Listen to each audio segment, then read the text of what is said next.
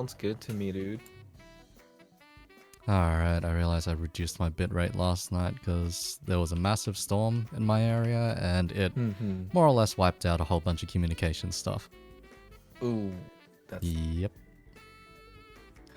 Neg was saying that it was raining a lot. Wiped out a whole bunch of communication stuff. Yeah, pretty much. Ooh, yeah. That's... Yep. Dude, And I just realized my Twitch isn't muted. Great. Because I Woo, immediately heard let's myself go. feedback. And I was like, oh no. Because normally I just have it muted by Google Chrome essentially. So when it goes off, yeah, normally there's no issue. But then this time kind of forgot because I think I was watching. Let's see, I was tuning in on someone else's stream earlier. And forgot that I had done so. I love the pixel art you made. It looks really, really good. It's on the rudimentary end. Most people can pull that off. Rudimentary is nice. Most people can pull that off given about, let's see, I think it was like 1 or 2 images worth of tutorial, essentially. That I saw way back in like 2011, something like that. Where it was like, oh, how to do pixel animation. And it was simply... Pixel animation is... Yeah. It was in a couple of frames, essentially. Just... So, still or idle, action, then recovery.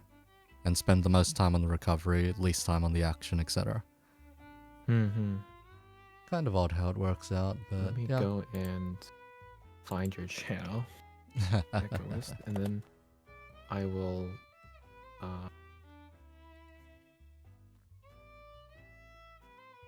Are you... Oh, there is live now.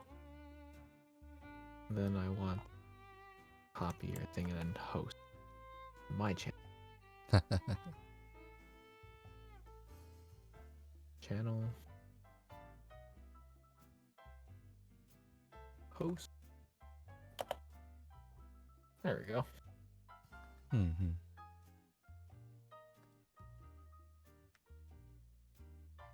2 host commands remaining. Wow. Heck? I don't know how Twitch works sometimes. That's likely just a number of channels you can host or something. I don't bloody remember, honestly. Twitch is a weird and wild place at times. Even I'm not used to it. After having just started here and worked my way through it, because only recently did I actually start using proper commands and stuff and whatnot. I still haven't dove completely into all the things that Streamlabs can do quite yet. But yeah, I want to. Streamlabs has quite a lot to it. It's a bit on it's the... pretty good. Yeah. I do know that it's pretty intensive too. It's got a lot of nice premium features, essentially. Yeah, the premiums are... I do pay for the premium, actually. oh, nice. I just go with the standard stuff for the most part. Don't really have too much use for. Probably shouldn't pay for the premium, but I'm like... I like to waste a lot of money. Oi. It comes par for the course with, say, alcohol, you know? But, like, is it wasting if you're enjoying it? Debatable, yes. Yeah, I guess it's where you put your money, right? Yep, pretty much. I'll also... Going live...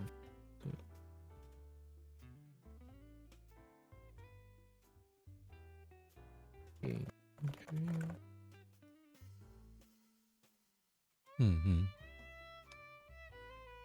Soon. What? I guess I'll post this on my YouTube as well. My YouTube community. Not that probably it's not viewed very well, or it's not used as much yet. Maybe someday though. You know, I forget that YouTube community exists sometimes. That's where all the VTubers started. VTubing started. Hence why it was called VTubing. V virtual YouTubing. Yeah. No, like specifically just the community tab, because it's like, that Oh, right, the thing, community tab. that thing kind of disappears, kinda. Mm-hmm. It's just like usually like really off to the side, though. If I scroll down in YouTube, sometimes I get some really dodgy stuff in the community tab, actually. True, like image pictures and things like that. Lots of pictures, not even from people that I haven't exactly It's just subscribed to. It's subscribe just, to. yeah. And there was just this one guy where it was all just etchy stuff over and over. I'm just like, why do I keep getting these? And it's like day, number, whatever, cue random etchy image, then description. Eh? And I look and the guy's just like a highlights channel, essentially. Right. But yeah, fosters community through a lot of random etchy art, essentially, which somehow appears in other people's feeds. Mm-hmm. God knows how that algorithm works sometimes. It's just weird. Please make sure to not break DMCA. I'll be rewatching the VOD. It'll be Should be fine, right. should be fine. Because, let's say Swingholic, I'm pretty sure doesn't go out of their way to take everything down. At least, it normally depends heavily on the, heavily on the copyright holder. That is true. And I think Zun doesn't have copyrights on. Oh, Zun's policy is pretty simple. It's just, if you are a Dojin Circle, you own the rights to whatever you've created. So he surrenders the rights entirely, as long as you are not defacing the Toho brand, essentially. Yeah. It's actually very, very Zun loose. is a cool guy. Yeah. What a cool guy. Such a cool guy. Zun, the beer drinking god. There was one occasion where someone just handed me a hat, told me to put it on, told me to put on some glasses and hold a schooner. Then snapped a photo, then did a comparison. I'm like, ah, shit. That's a bit too close for comfort. I ain't no old indie game dev yet, but hey, maybe one day in the future. Good lord. Anyway. Alright, I'm trying to figure out what for your first one, the introduction. Do I do my VTuber introduction, like my lore and everything, or do I just give like a straightforward kind of thing? That's all on you for this one. Okay, that's all on me. Because yeah, odds are I'm going to have quite a few questions in regards to the Utaite sides of things, because I think you're the first one here that I've interviewed which is particularly more leaning towards that side. Oh, yeah. I'd be more than willing to talk about that, because I love the community. I still am part of that community. That community I've dipped my toes into, but never really gone fully into it. Because, yeah, my recording equipment just wasn't particularly great until recently, and even then it's questionable at times. Because, yeah, when I look at what a proper studio has in comparison, I'm just like, oh god, this feels awful. Because, yeah, I have recorded in a studio before, just like manual studio recording, setting up mics for bloody every instrument, and then mixing everything. So the audio engineering, or the lackey stuff. Yeah, proper audio engineering. It's fun stuff doing it. Yeah, recording studios. I agree. That was also like it's actually my minor. Actually. Oh, nice. Audio engineering stuff. Alright, anyway, let's see. I'll give you about 40 seconds to figure your introduction, then we'll get started, pretty much. Alright. I'll go with a little more lore, a brief lore thing, that's all. Alright. Interesting. Because I've heard your lore a couple of times. The most I remember of it is Dragon and Teleporting Bar, essentially. Yes. That's a good way to put it. Yep. That's a good Good way to put it. Mm-hmm.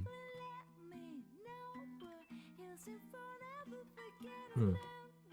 Alright, and in 3, 2, 1, let us transition over. Alright, so, first things first, feel free to introduce yourself.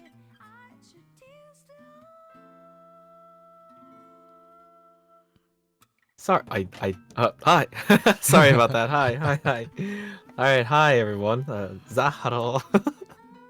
All right, hi everyone. I'm Zal. I am the dragon bartender and owner of Sanctuary, which is my mysterious and magical teleporting bar that happens to only appear in areas where there's like some interesting imbalances of chi. But it gets me into. I've been to many different places and served cocktails to many different people, and I've decided to sort of to attract more people or try to get more people to know about my bar. I decided to start streaming and doing this VTubing stuff. So that's a bit of a in a nutshell right there. Yeah. Okay, so the thing that I caught on for that specifically was a bit on the dodgier side, actually. So, specifically, near where I am, kind of, just in the city, CBD sort of area, there's a bar actually called Sanctuary. Hmm. That's really. I figure. That was, choosing the name of this bar. It's like I know that there's a bunch of different sanctuaries, and I'm just like, yeah, that'll be fine. When I was thinking about the naming the bar, I just thought a simple word for sanctuary would be good. I was thinking of maybe changing it to like Chinese or something, but I was like, that might not stick very well. What kind of mood were you going for when you came up with the name or the general bar, essentially? In terms of the bar, because the bar was originally a room, like this bar that I'm in, that I usually do all my streams in, it was originally just a normal room, but I decided to turn it into a bar essentially. And the kind of mood and feel that I was going for is, it's supposed to be comforting, it's supposed to be welcoming. It's got a little bit more of like an oriental feel, like kind of like also a small music and jazz club aesthetic. If I actually have a stage for microphone stuff and karaoke and band stuff, and in total the bar can probably only fit 15, I would say, 15 or 16 people at a time. Is It's like really small. Is that socially distanced or Gotta Well, worry about regulations here, you know? okay, if we go by socially distanced, then I can probably only fit like 2 or 4 people. Oh Christ. Right. Uh, This that, current, that that it's shrinks not very down big. quite a lot. Oh no. Well, that's exactly why I decided to do some streaming, right? So I can broadcast to the internet and have a larger audience, more people to check out the bar. Fair enough, fair enough. But yeah, that is quite the complete opposite image of Sanctuary that I have, simply because of the Sanctuary I know, which is very loud and proud, more on the nightclub side of things, essentially. So like kind of dive bar-ish, right? Yeah, just really. I don't know, I've been there a couple of times, and each time I've come home with a headache, essentially. You got to make sure you're drinking water every single time you have alcohol. Pretty That's what much, I got yeah. here. Some water myself. Because, yeah, the culture at that particular bar feels very young, very, yeah, just on the side of raves and that kind of culture. It's just like, I feel old here. I feel too old. Yeah, I think for me, loud bars were not quite my thing, and I really enjoyed more of the sitting down at a bar, and it's a little bit, there's like talk and chatter, right? But it's not booming music or anything. Ah, yeah. And it's like loud, but it's quiet enough that you can still talk to the bartender. And that's the thing that I really enjoy doing before I started streaming, essentially. Mm-hmm. Because yeah, I talking with really a enjoy talking to the bartender, yeah, bartenders. you find a lot of stories talking to bartenders. Because yeah, Mm. one of my local ones had done an advertisement and had actually mixed a drink for said advertisement. I don't quite remember what it was specifically for. All I remember was it got pretty popular. Anyhow, Mm-hmm. let's move along to another question. So, what inspired your VTuber's design? Mm-hmm. It's actually a it's actually just my original character just redesigned into a suit, and also like uh I grew horns. I became a little more dragon like, I would say, in this form. But I like the aesthetic of a bartender. It's, you know, it's sharp, it's professional, it's clean, and I was like, I can do that. I can draw this. And also drawing suits was a little bit easier to draw than like a hoodie. So my original design has a is like a hoodie, and my casual, it's essentially my casual wear. It's like a red and blue hoodie that resembles a salamence. Oh, okay. Wait, Mm-hmm. Salamence. Okay, that kind of color scheme. Hmm. Yeah, Not like bad, not bad. Yeah. that Pokemon, and actually, like, that's kind of like a big inspiration. Like those dragon types in Pokemon were a big inspiration for my original outfit, which I haven't quite. I've only used it a couple times in some of my streams. I have it as a Oh. PNG right now, Ah, fair but enough, fair it would enough. be great. I'd love to turn it into a live 2D. Hmm. Let's see. So, I guess like Like dragon specifically, though. Any particular reason? And you did lean more towards like that yin and yang sort of hmm angle. that's actually a big reason why I went with the hair design, kind of like the black and white hair, because I really liked the switch of or like the balance of yin and yang in a way, and also just thought it looked cool. Right. And also my scar and my glasses. Actually, the scar and the glasses on my character I actually do have in real life. Oh. I actually do have stitches across my right eye, Oh and I do wear wow. glasses. Okay, fair So enough, fair I enough. thought like that'd be kind of a neat. I have an excuse to actually put that on my original character instead of looking edgy. Hmm. In which case, I'll throw a curveball at you, so a question that wasn't exactly listed, but perhaps implied. So, hmm. Do you think there needs to be a degree of separation between yourself and your design, or do you think that your design should be yourself? I think overall I've created my design to be more or less a fragment of my actual self, actually. It's when you're creating your own original character, you still want it to be I feel you want it to still be an organic character, but because this was one of my first original characters, I couldn't help but put parts of my own personality into it. So, in designing him, it's kind of like, oh, I like black hair, you know. Oh, I like red hair. I mean, red eyes, and oh, I can make him look a little gold and fiery. Like, oh, I'll just slap on glasses, and then next thing you know, it's now the original character that kind of represents me. And in a Hmm. way, I've also created more like, you know, backstories and things for this character essentially. And I think that's where I started thinking about this degree of separation, right? And Yeah. making it was when I started story writing essentially, or creating a Oh, story okay. for this character. And Zal is a very um he's a he's very strong. He's very like strong-minded, I would say, but he's got a lot of he's very reserved in a way that Hmm. makes him that kind of affect him negatively, but also in a positive way.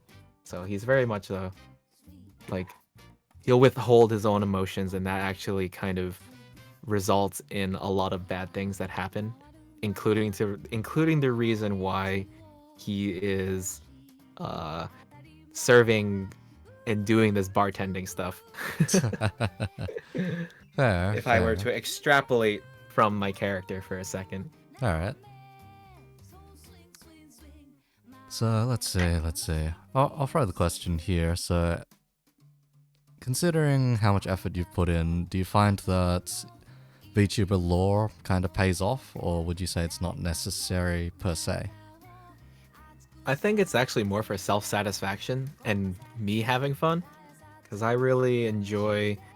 I think the number one thing I like is seeing my own original characters brought to life, right? I like animating things in that way. So writing lore, it makes them feel like a real character, a real person, that kind of thing. And even though I might, in the end, I'm role playing as him, right? And he is like Zal is me, but Zal is me, but I am not Zal kind of mentality. Can be like I've actually struggled with that a little bit, but that like front and things, but overall, I think I forgot the question for a second. Have I been just doing like weird turns and swerves with the question? Am I answering it directly? No, it's perfectly fine, usually. Can you Makes repeat the question again? makes my job a Actually. bit easier, actually. But anyhow, it's emphasis Yeah. on the lore aspect of VTubing and the Right. importance of it. Okay, yeah. I think I like a little bit of lore to help get invested in the character, essentially. And if I want to know more, I always like to dig in myself and to see if there's like a little bit of story or anything. Like some of the Hololives, I've actually I've been waiting to hear more about what Holomyth wants to do with their lore, because Ah. they've hinted a bit during the first few months about their stories and back lore and things like that. And I like the whole there's this time traveling detective that also is friends with basically an eldritch horror, a shark girl, the Reaper incarnate, and a phoenix. Like I thought these are some interesting themes. There can be a lot of great play, and fans have done a lot of really cool stuff and fan art and fan, I guess, fan fiction in the non promiscuous way, right? But I like Yeah. that stuff. I like maybe they actually do it on purpose to keep it open ended too, right? Let the fans make the lore. And I really I really like digging into that stuff, you know. I suppose it's a way of saying developing culture, I suppose. Mm-hmm. Because, yeah, it Yeah, does give a base for people to work off of. I think it helps establish the character, right? The character that you're role playing and streaming as. But I think that's also a big difference between, a normal streamer, a normal IRL streamer versus like a VTuber. As a VTuber, I feel you're playing a character, right? You're role playing a character. But then you're also you, you're also human. And everyone kind of lives for those like small little character break moments. That's what makes streams fun. I think that's actually a very Western appeal to when you see a character break. Part of it is like, yeah, we can all laugh at it and it's a lot of fun. It's a lot of fun, but it's also like a little bit of a reminder that the person that's role playing is also human and we're all human, kind of thing. So that was just a thought. I think I do think that VTuber lore is nice, and I think it's also great for establishing the character, the precedent, and things like that. So yeah. So the irony here is my main discipline is writing, and I barely play into any lore or any kind of background aspect.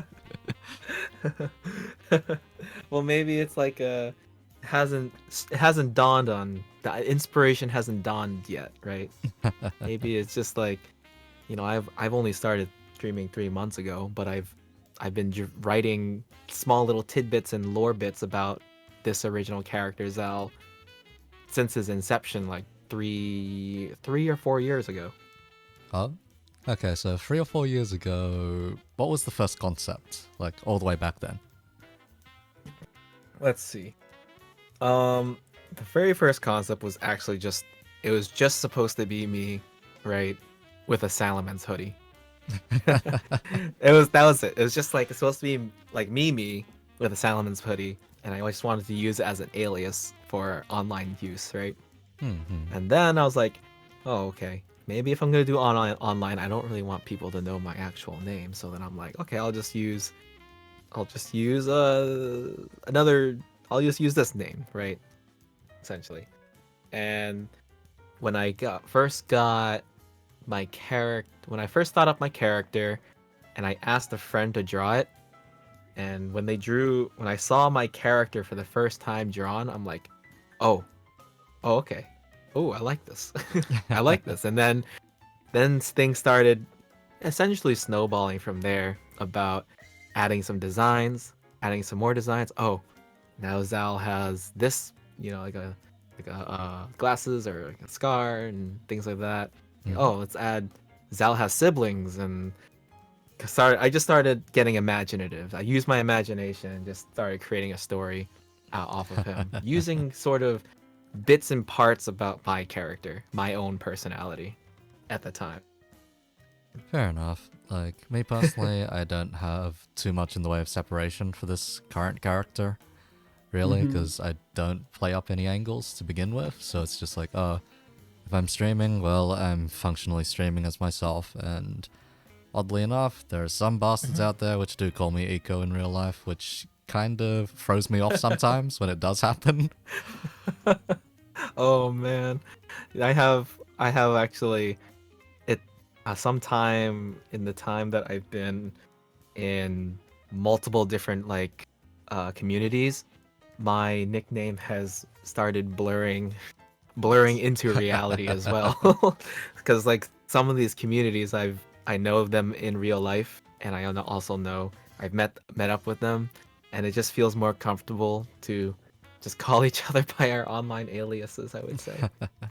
For me, within my circle, there's a lot of people which share my name, actually. So they're like my proper name, and it's a case of to identify which one you're talking to, they normally use half of the person's online alias, then the name. So it would become Eco blah blah blah or Lolly blah blah blah, etc. There are some interesting people out there. Like, I think Eco's a good nickname to use. It's it's it's a 2 syllables. straightforward one, yeah. Because when I do write stuff, I'm not a fan of like hyping up character names per se. I actually stick to a very strict rule of anytime I'm writing any kind of prose, at most a character can only have 3 letters in their name. Is it just for ease of use, or just like simply writing for simple writing? So I don't have to write out crazy long titles and stuff for characters, especially in fantasy settings. Okay, I get it. Right. I guess I don't know how. I mean, I guess I kind of know how I got this nickname. I made my name Zal. It was actually the nickname I gave my Salamence in Pokemon Sapphire I almost and guessed Ruby. that actually. I was like, you mentioned Salamence. I'm like, Yeah.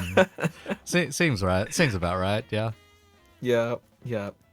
That's completely correct. But yeah, there are some people out there that I purely use their online alias outside because their actual name is a pain in the ass at times. Oh, I see. If not, some of them are a case of if I call them that, then I'm just saying my own name and it confuses the hell out of me and it feels just wrong. Gotcha. But it's specifically with Neg, actually. I only know Neg as Yeah, Neg, Neg. actually. So Yeah, anytime I see thinking. Neg, I'm like, oh, hey Neg. Also, you do know Neg, like, is she a part of your circle? Um, hmm. In person's a 50-50. Online's been since a long while ago. Okay, okay. I've been really into like a lot of Neg's activity, and she's been growing so much on YouTube.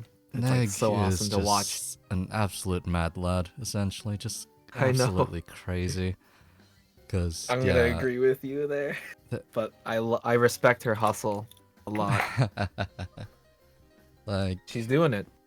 like, back in the day, she was my band's vocalist for a while, and holy hell. Oh, Yeah, oh, I want to know a little more about that that. was If I'm allowed to. that was an interesting case of I hadn't met Neg in person until then, and that was the first time I met Neg in person because I was like, wait a second, wait, you started a band, huh? So went to see the band's performance. Not too bad, not too bad. I still have recordings of that lying around, maybe for a rainy day. Maybe I can terrorize Neg with that at some point. Anyway.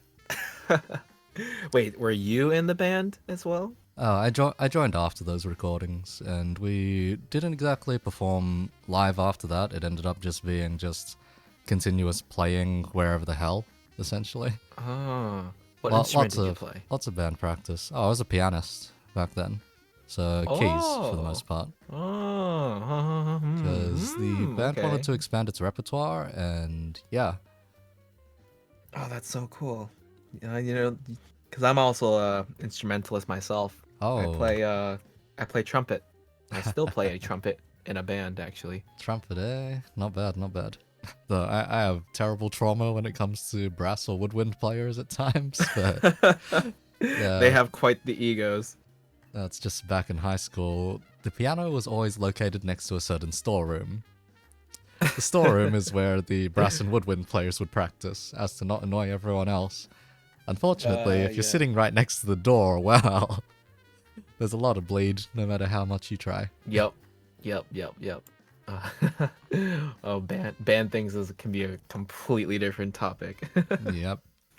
Like, yeah, just There's a lot of untapped stories that I haven't quite yet shared for a stream yet, but I don't know whether to pull the trigger for like later, or like in another one of my cocktail streams.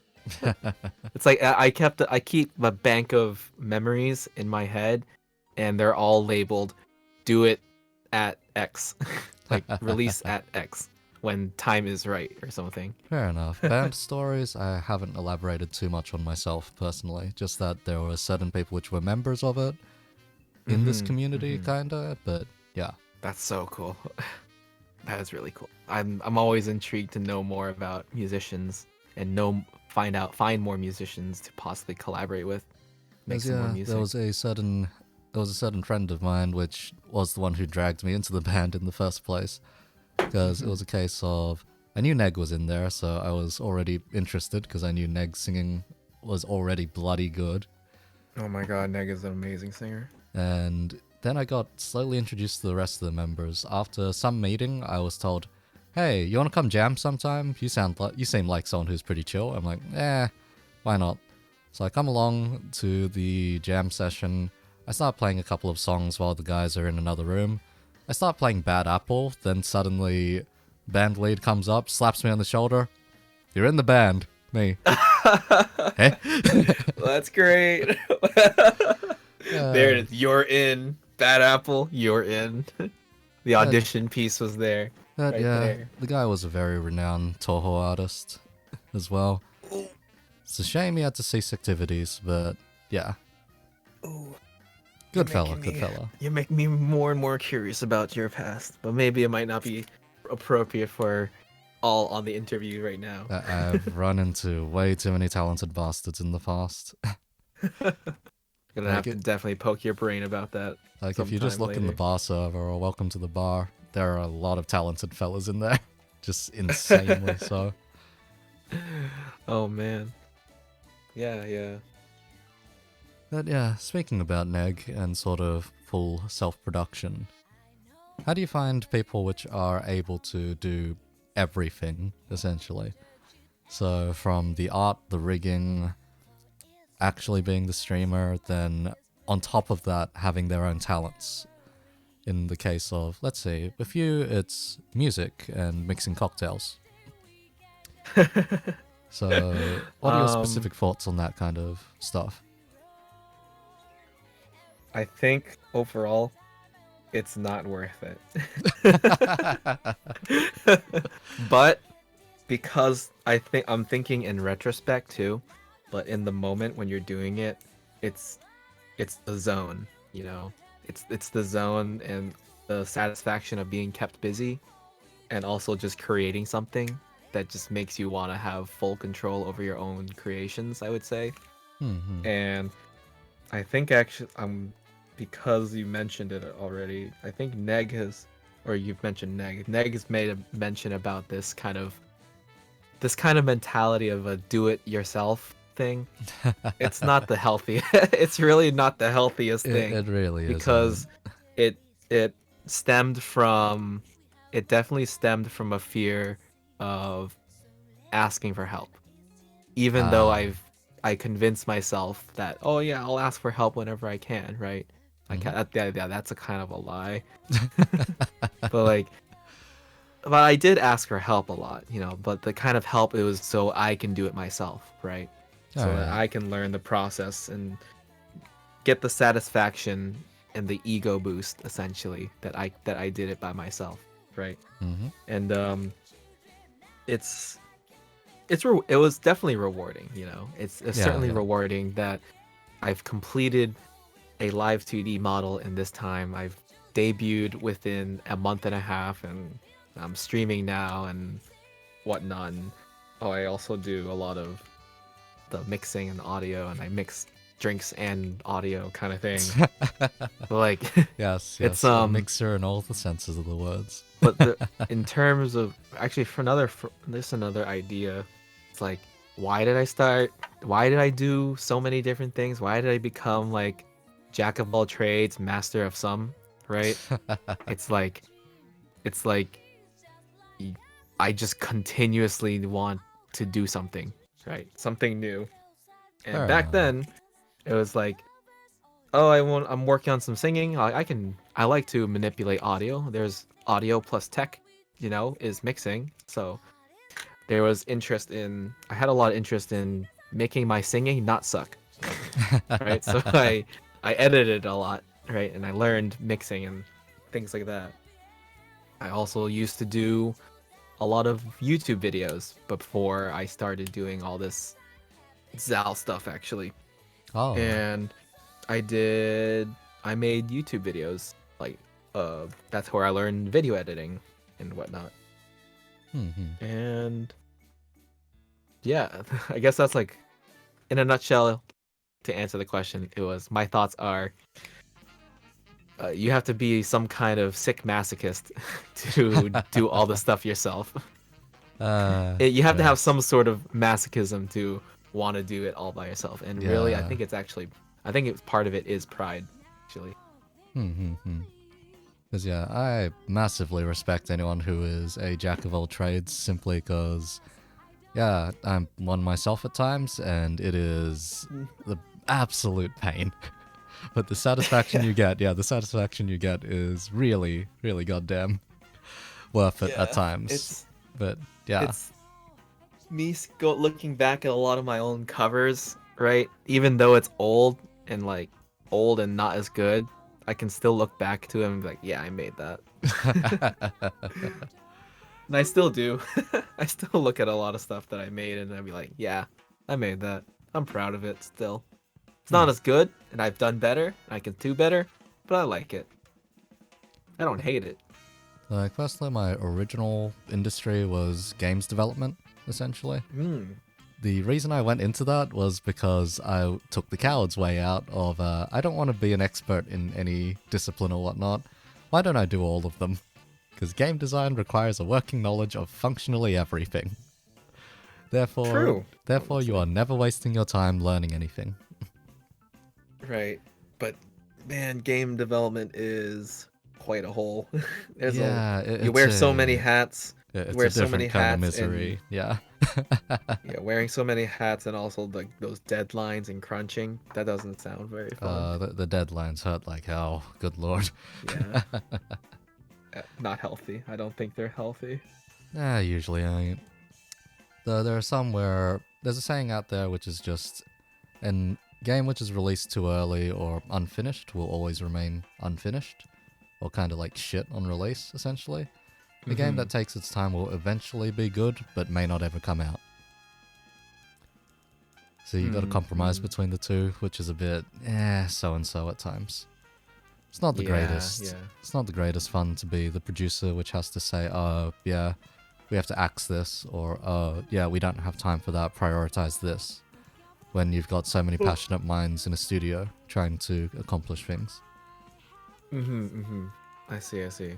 Because yeah, a lot of the consultation work I had to do was pretty much culling spectacle or culling down scope and telling people, yeah, too ambitious, or maybe not this time, or maybe another project. You can try that. So it's a bit on the dismal end of things. Money. It's all about money. Pretty much. Anyway, let's wind things back a little bit. Yeah. So, how was the process of debut for you? Because you mentioned it was very fast. Yeah. Let's see. I recalled and I think I retweeted a a Facebook post that's where I used to reside in the Untitled community. Oh. I posted a thing. It's like, I want to be a VTuber. I want to be a VTuber. I want to be a VTuber, right? And then that was like last June, and I've had that thought in my mind, like I wanted to do it, and then the thing that actually just flipped the switch for me was Aussie internet kicking in. Anyway. oh, is that the internet thing? Yep, Australian internet comes with the domain. Oh, there it goes. I think it went back. Oh, we reconnected pretty fast this time, actually. Oh, yeah. All right. Okay. You cut off around the point where you mentioned the Facebook post and the thought staying in your mind. Yes. And I was until exactly around October. I think around September, October.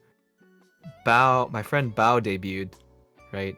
She did her debut, and I watched it, and I was actually inspired from that to actually really start working on my own VTuber. I made a timeline, contacted a few friends saying, I'm gonna do this, I need your help. I'm gonna commission you to do my backgrounds, and I'm gonna do my VTuber myself. So I actually have at least a majority of my creation of my VTuber. Moment to set up an alternative. Yeah. No problem. I think I'll just set myself off on mobile data because I'm pretty sure a communication tower or some network has just been knocked out at this point. Oh no! You're gonna use mobile data? It has been. Are you sure you want to do that? Your data's gonna explode. Oh, don't worry. I have a decent amount, and Aussie data isn't actually that bad as far as things are concerned. Okay. So we will be back in about 30 seconds, give or take. Don't sweat it. No sweat.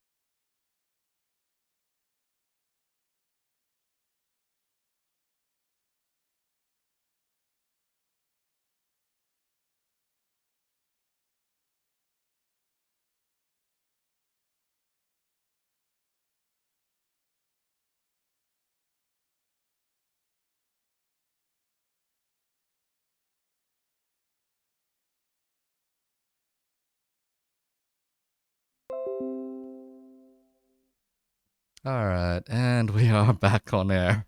God damn Hello. it. We are Stealing. Wahoo! Alright, as for a quick answer to some of the chat stuff, let's say pixel art, I did it myself. As for streaming on Twitch or YouTube, do you have a preference between the two? YouTube. Oh, really? Okay. Yeah, Any but specific I do reason? like Or... Twitch's. I like Twitch's interaction or UI and kind of interactive features. I just like YouTube. I think it's just because YouTube is home, and I've been on the YouTube platform for now, I think 6 or 7 years. Fair enough, fair enough. In my Yeah, so it's case, just the let's see. familiarity. In my case, I find Twitch is a lot better in terms of just being specific for streaming, but then YouTube is just nicer for VODs and everything else, essentially. Because, yeah. I just think there's not enough traffic going through Twitch. That's the only thing. I think there's enough. It's just the issue of where it's directed, for the most part. Because if you're tiny on Twitch, you are functionally non-existent. If you're Yep. tiny on YouTube, there is still a chance that the algorithm will pick you up and shove you to the front of the line. Yep. I kind of like that chance better. The thing is, once you do make it to about, say, 50, so when you hit affiliate, then suddenly you get a lot more traction on Twitch. Is that so? Is that The, how the Twitch algorithm works? the growth you get increases by a significant amount. So for myself, for Does it? instance, 1 to 50 was a bloody pain that took about 2 weeks, and then increasing from then on was actually pretty rapid. Okay, that's pretty good. Because I haven't really been putting much focus on my Twitch growth, but affiliate is like almost there, and I don't mind using the platform to do stuff, right? And I just and I probably will go for the affiliate once it's available, but I'm not gonna stop dual streaming despite them saying there's an exclusivity clause, because I doubt Twitch staff even enforces that for affiliates. So, but I probably won't even go for like Twitch partner. My main goal is YouTube partner. Oh, okay. YouTube partner. What are the specific requirements for that one? 1,000 subscribers and 4,000 hours watched. Oh, okay. Yep. That And one. I'm currently halfway there on hours watched. Oh, not bad. Let's see. So, that sounds a bit more on the lenient side actually compared to Twitch, because Twitch's one is 75 concurrent, then a shit ton of streaming hours from memory, and then don't think there was anything particular about follower accounts, but I do know there was something about consistency, essentially. It's a reason why a lot of people, which you notice that when a lot of people apply for partner, they actually get rejected at times. I see. Yeah, I kind of like they worry YouTube's about, YouTube ceiling is a little bit, in my opinion, a little bit higher than like or like it measures a different metric, I would say, for sure. But I think it's a little bit more of a the content that you create, right, will determine whether if you get partner. Obviously, that's what Twitch should be too, right? You got good content, you pull in the viewers, right? But I guess it's just because I'm a traditional. I like YouTube just from a standpoint because I've used it for a while. All right, Actually, fair like, enough. oh, my other, I think my oh, never mind then. Never mind. That was a different thought. Let's latch on to the previous one, in which case, Sure. in terms of content production, what do you say that you offer? I offer essentially a comfy bar to listen to jazz music. Not specifically jazz music. I would just say music and cocktails, right? As well as I'd love to dive into some game content, but whole point of my streams are supposed to be, or my main content is music and cocktails, I would say. Fair enough, fair I enough. think that's If I were to sum it up very quickly, it would be yeah.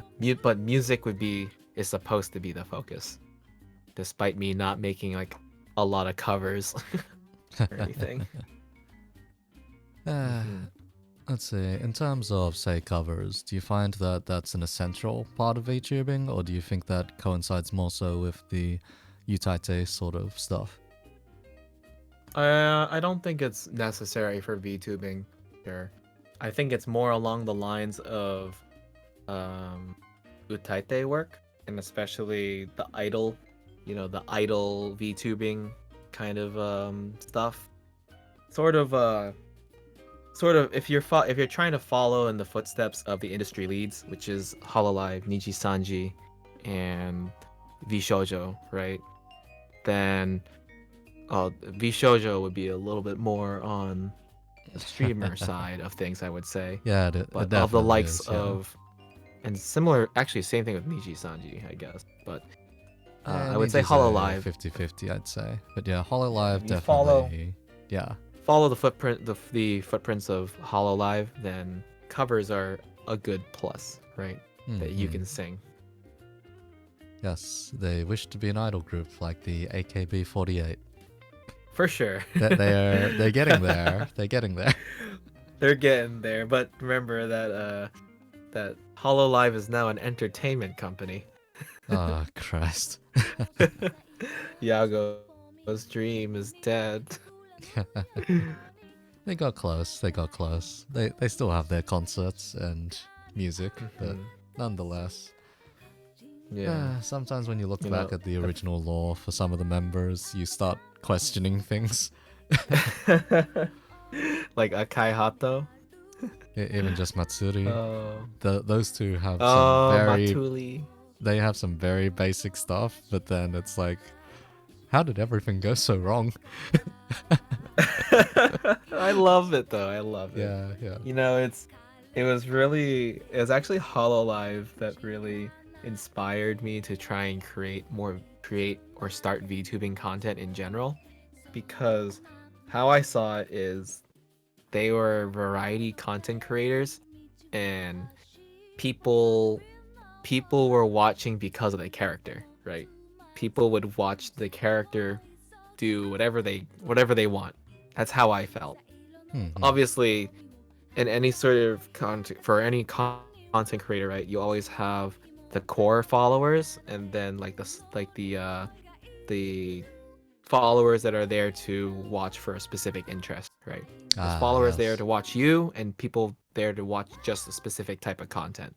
Hmm. I mean, in a perfect world, right? But kind of unrealistic is that all your followers are there to just watch you for you. But that's not that's just a dream in a way, I would Hmm. say. And I found myself kind of in a rough place where I wanted to go with my content sometime last year, because I wasn't quite enjoying making covers. I wasn't quite enjoying doing the whole putting a lot of effort into a cover and then not seeing it get any traction.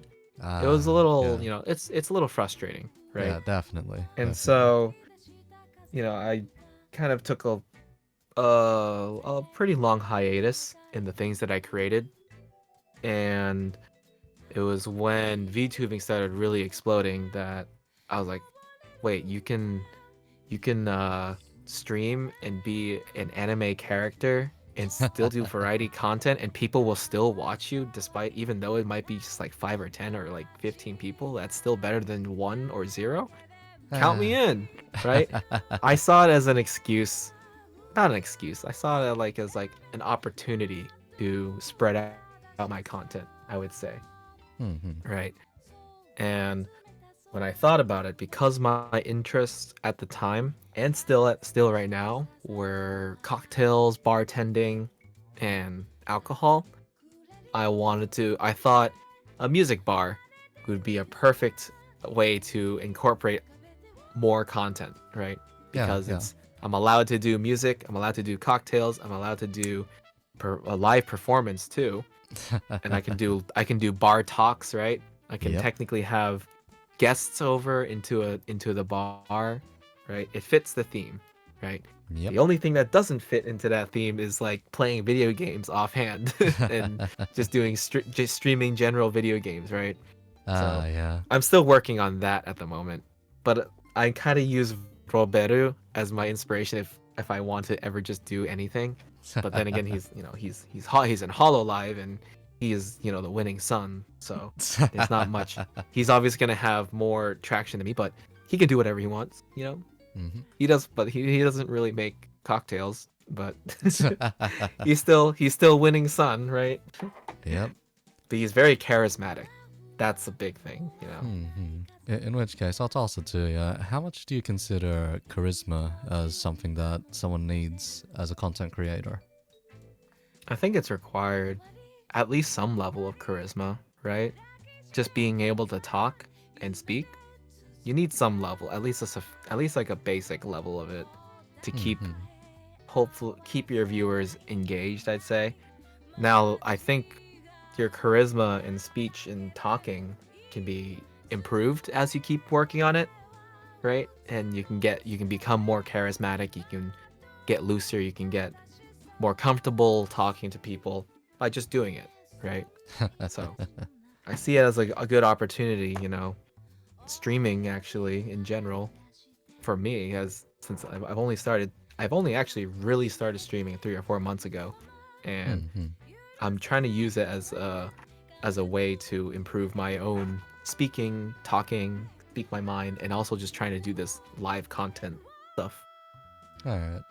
Yeah, personally, I'm a lot more of a live kid, essentially, so stuff from theater performance to public speaking and whatnot, debating, whatever, Mm. essentially. You And should give me some tips. for me, the funny thing was, most of all of that stuff was all extracurricular, so most of my mates in high school never knew I kind of did that stuff Mm. and was just out there because I was the quiet bastard in the corner. That was But you still did all usually, the live stuff, right? yeah, I was usually antisocial as hell and didn't do anything particularly social. It was just during those small bits where you'd have to give like a presentation, a speech, or whatever. Mm-hmm. Suddenly they'd be like, wait, why the hell is this guy good at this? Always the surprise. It's just you have a lot to speak. Then you have a lot to say. That's good. You also Yeah, speak very well. in terms of general performance kind of stuff, it eventually came to a case of, alright, I'd end up emceeing for parties, I'd end up out there doing more kind of performance related stuff, and backstage, whatever, giving general advice and going into that more production oriented field. Eventually, I found myself on radio.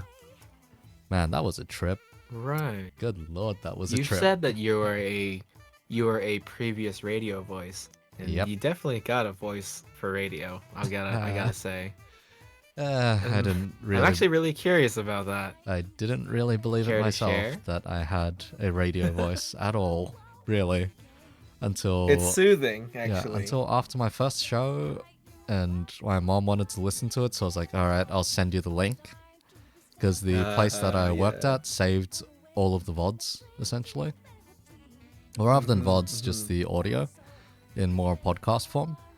So if you go to a certain site, you'll see my proper name, and then you'll see myself as the presenter.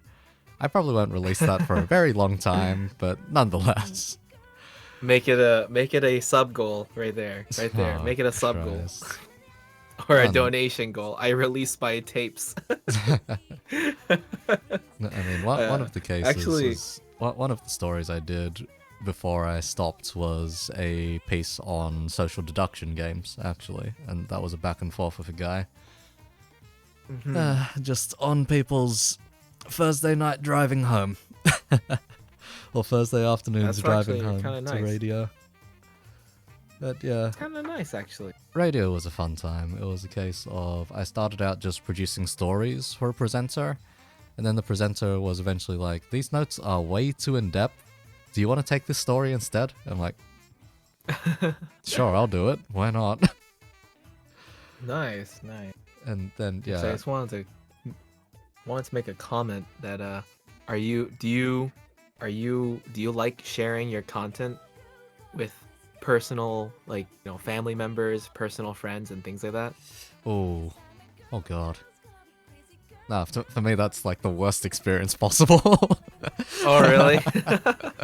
um, See, for me, yeah. I actually I don't mind sharing to my dragon mom and my dragon dad, right? I don't mind sharing it, and also I don't actively try to hide it from anybody, to be honest. It's just like Mhm. if they find it, right? Then just watch, don't say my real name. That's all. Enjoy what I'm doing, and that's all you need to do, right? I'm lucky my IRLs are very net oriented, so they don't usually slip up, Hmm. essentially. One of them does Yeah, slip yeah, up from time to time, and I do try to slap that guy or strangle that guy when I see him, but yeah. yeah. I see Lucier. Lucier joined the chat. Hey, Lucia, Ah, thanks for the follow. Lucier's a Lucier's my buddy, my friend. He's also a, DIY VTuber, Oh, believe it or not. fancy, fancy. Yeah, he did. He also followed in the steps of making all his overlays and his models to get his himself. But yeah, the one guy who does slip up a bit too often for my own liking at times is Blue, if you've ever heard of the guy. But yeah, Maybe I think I've the seen monkey him at in this your chat point. here and there. Yeah, the monkey at this point. Yeah, that guy. Christ. The times he slips up, I'm just like, buddy, please. Yeah, it's a. I think that's also. I think it's a plus to try and make content, with your buddies, right? Yeah, But then there's also the negative of, because you're so familiar with sometimes talking with in like real names, it could be bound to do a slip up. And I actually collaborate. I collaborate with some of my friends, my close friends, and we do like we do usually do like video game streams every single Saturday. We're Oh. called Sin Bin Collective, and we just stream all like six of us sometimes will get on the stream, and we try to play we try to stream like as if it was a couch playing, Oh, as if we're okay. all on one couch, and we just like there's a lot of yelling and hollering and things like that, right? Depends on what game we're playing. But Good atmosphere then, in which case, because couch yeah. stuff is, yeah.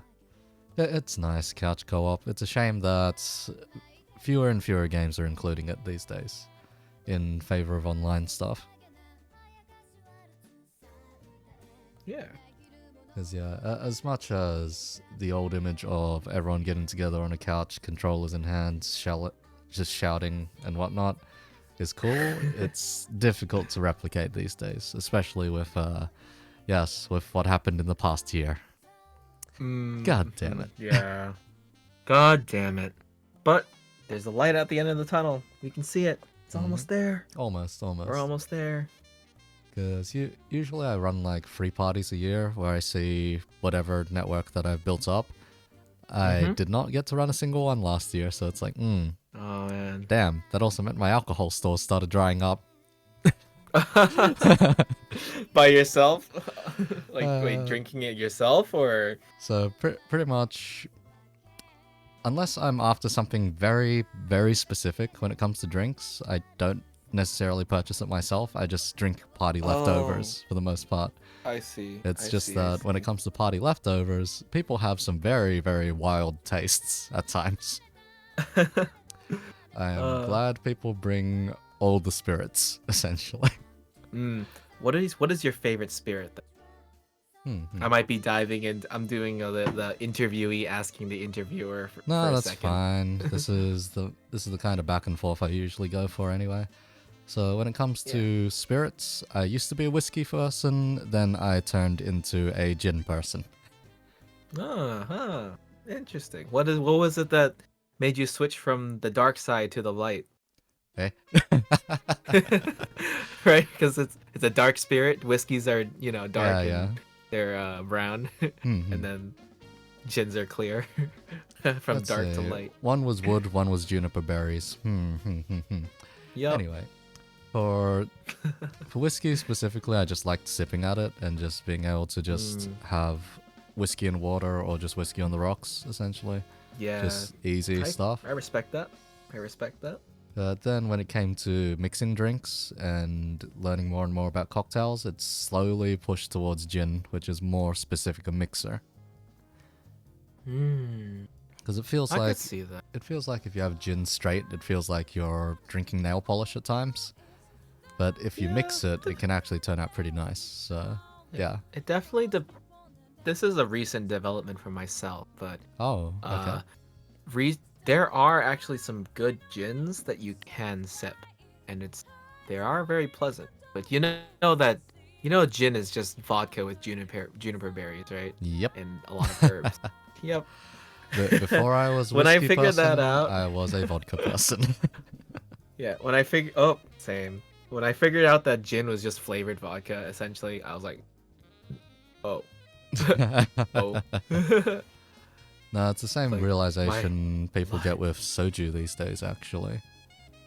Yep, Because it's just vodka. yeah, soju used It's to be just watered down and sugared vodka, right? soju used to be kind of rice wine, sort of.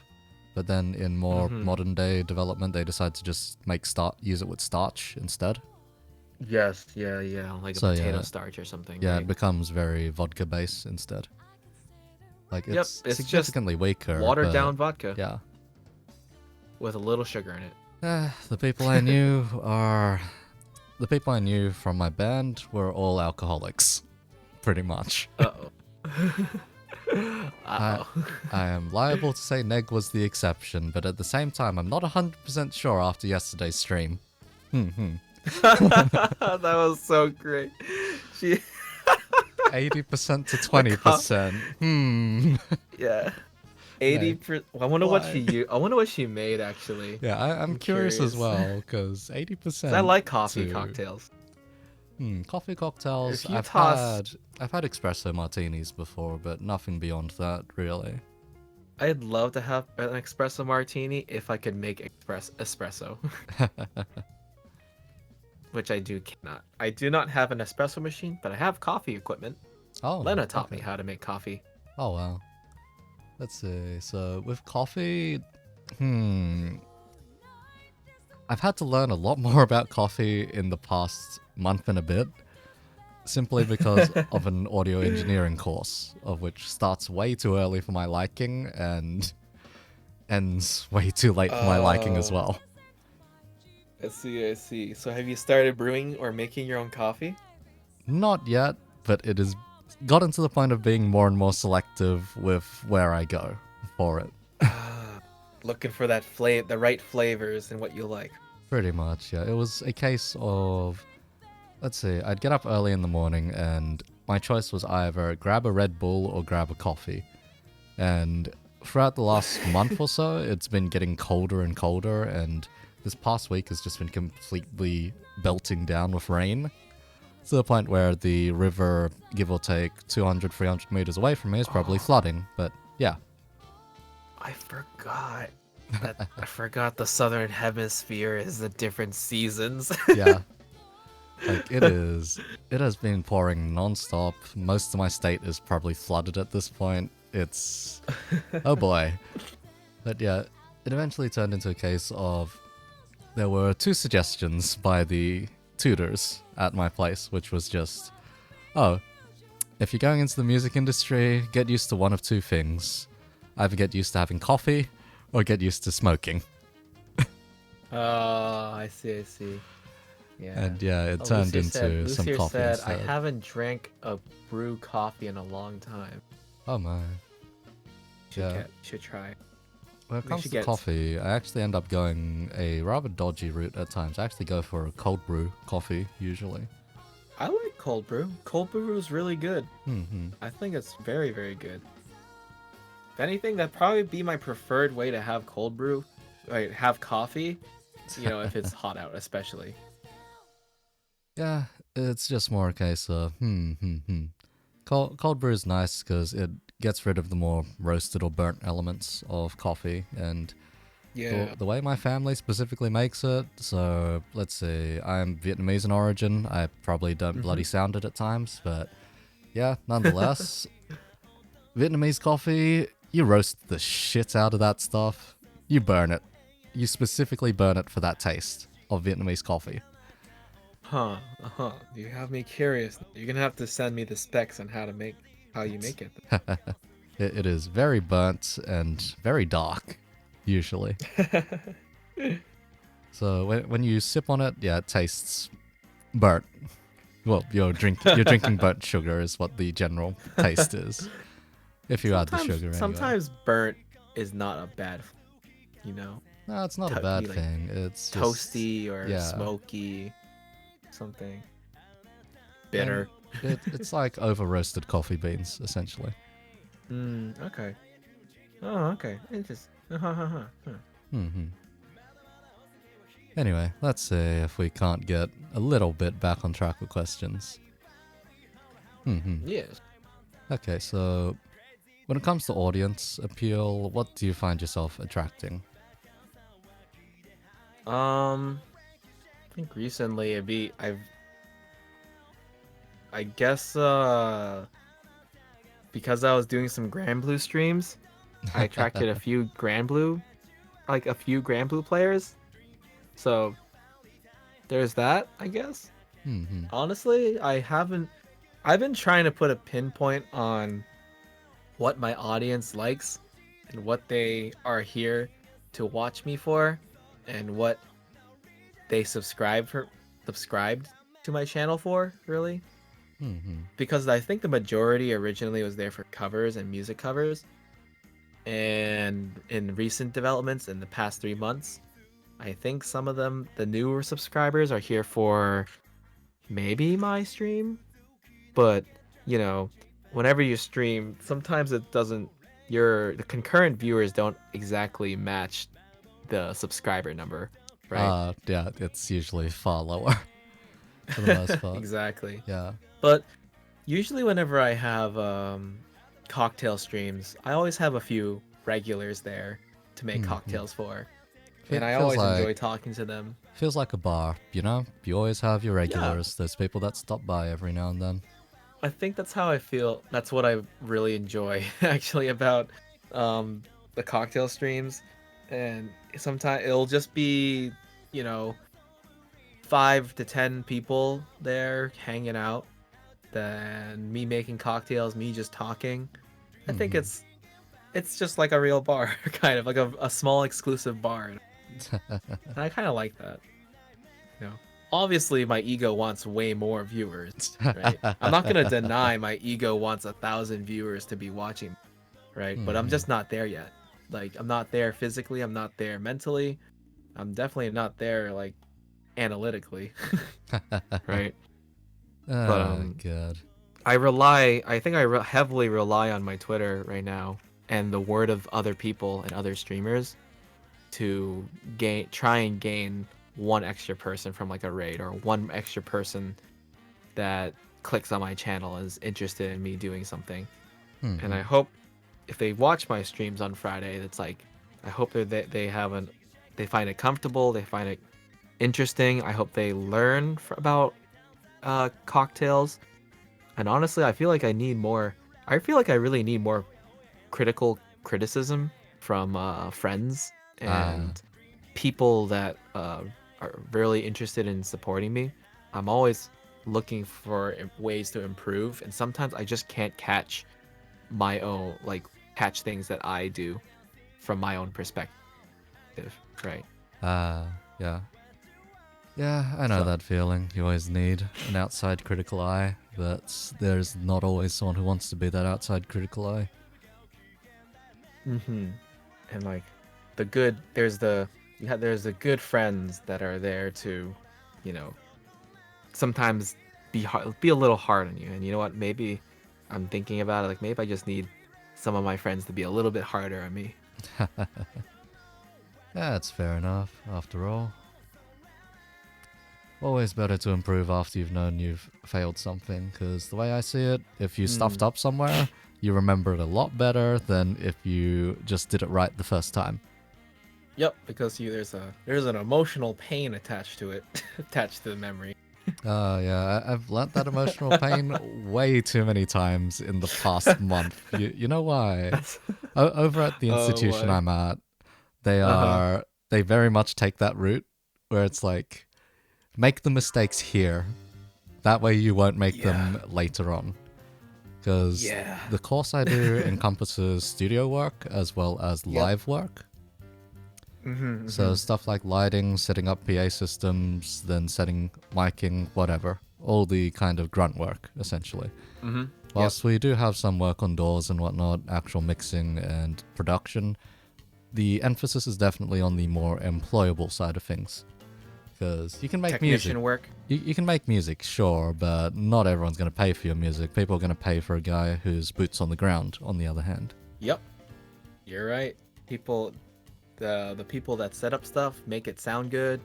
Those are the that's the technical Yep, working stuff. very much. That's what's gonna make some These days I've ended up wage. more a person who's more comfortable with the live side of things rather than studio side, which is kind of funny considering what I used to do. But yeah. I am so much on the static side, and editing. That's exactly what my entire all my content has been for the past while, right? So I'm used to that. So live stuff is like completely new to me. Yeah. Not being able to edit my stuff sometimes, that's what makes it scary for me to sometimes rewatch my stuff. I'm like, or you watch VODs of me. Sometimes I just like, oh no, I wish I could edit. I wish I didn't say that or something like that. It's like Yeah, for I've myself. been getting better and better for accepting that it was in the moment. Yep. For myself, it's a case of I rewatch some of my VODs just to take scope of where I'm at with things. So karaoke streams specifically, if I'm repeating certain songs, I'll see if I did them better in past or if I'm doing them better these days. And just generally examining how my stamina holds up during a stream. Because I know after about 2 hours, it becomes rough for me to hit certain notes unless I've energized myself somehow, or unless it's a song that I'm very, very comfortable with. Yeah, I've actually have not scheduled an actual karaoke to stream yet. Despite me being a music forward content creator, I have not done a dedicated karaoke stream. I've done offhanded karaoke streams where I drank 3 drinks, right? And I was like, "You guys want to hear karaoke?" And I was God like, damn "Okay." it. And I sang 3 songs, right? But I haven't actually just done a karaoke stream because I am terrified of that live singing without any editing and things like that, because I'm so used to editing and mixing my voice and doing retakes after retakes after retakes that I need to confront that fear, and number one thing is actually learning the songs and building up a set list myself. Okay. Man, I wish I could do what Neg does, but because Neg knows so many songs and has sung so many songs, and she knows she sings the Japanese very, very well. Yeah, the first time I was in a karaoke room with Neg was just like, I enter a song, she knows it. I'm like, Jesus Christ. I know. It's like, oh, I know a lot of songs, but I don't know the lyrics, right? I memorize the melodies. I memorize the lines. I memorize the key. I memorize those kind of stuff, right? I memorize. I think I have a very good recollection of melodies, I would say. But I don't know. I can't hold lyrics for a crap sometimes. I have to practice and practice and practice in order for it to actually I know stick. that feeling. Just practicing lyrics over and over.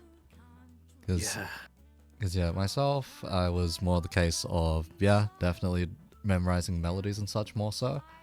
Because Japanese lyrics specifically are, they can be very tongue-twistery. They can be, especially with English being so different in their vowel pronunciations. In Japanese, it's just typically just one sound for their vowels, which I actually kind of like. There's a simplicity to it, but because my tongue is used to saying A in 3 different ways, right? It's like sometimes it will slip out. It'll Yeah. slip different. I get that feeling sometimes too. It's just, yeah, with Japanese, eventually you get to that point where you have that intonation and you realize, oh, yeah, every single goddamn syllable can be intonated a different way and is very consistent in that sense. Yeah. Because it's more like you're playing Yeah. a tone on a keyboard but expressing it differently, I'd say. Yeah, yeah, yeah. I like singing Japanese. It's hard, but I like it. I wish I was Me, better at I'm not a fan of singing English usually. Like, I can sing it, but it's more a case of I'm not as used to it in it. comparison. If I sing 'Cause, in yeah. English, I can think less about pronunciation and focus more on I can focus more on the singing, right? It's Mhm. also singing in English and singing in Japanese brings completely different tones and intonations in your voice. Like I've been thinking about trying to do an experiment where the next few covers that I'm going to release, I was going to do the Japanese and English and release them at maybe, I don't know, maybe at the same time, but maybe like 2 days apart, Oh, and then see okay. which one sticks the best of my subscribers, right, that are watching me and who I share it to. Are Mhm. they drawn more towards the the English cover, or are they drawn more towards Japanese cover, the original Japanese? And is it possible that I can go to the restroom Hmm? Oh, yeah, by all means. very quick? All right, thank you. I'll be right back very quick. Alright.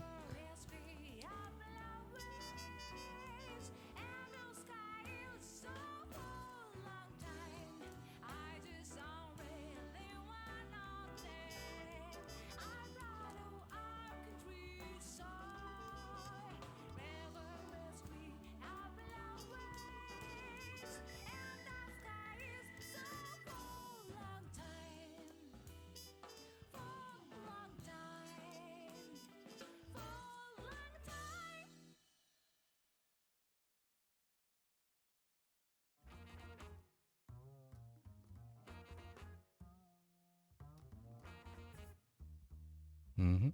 Just a restroom break. Just take the small interlude.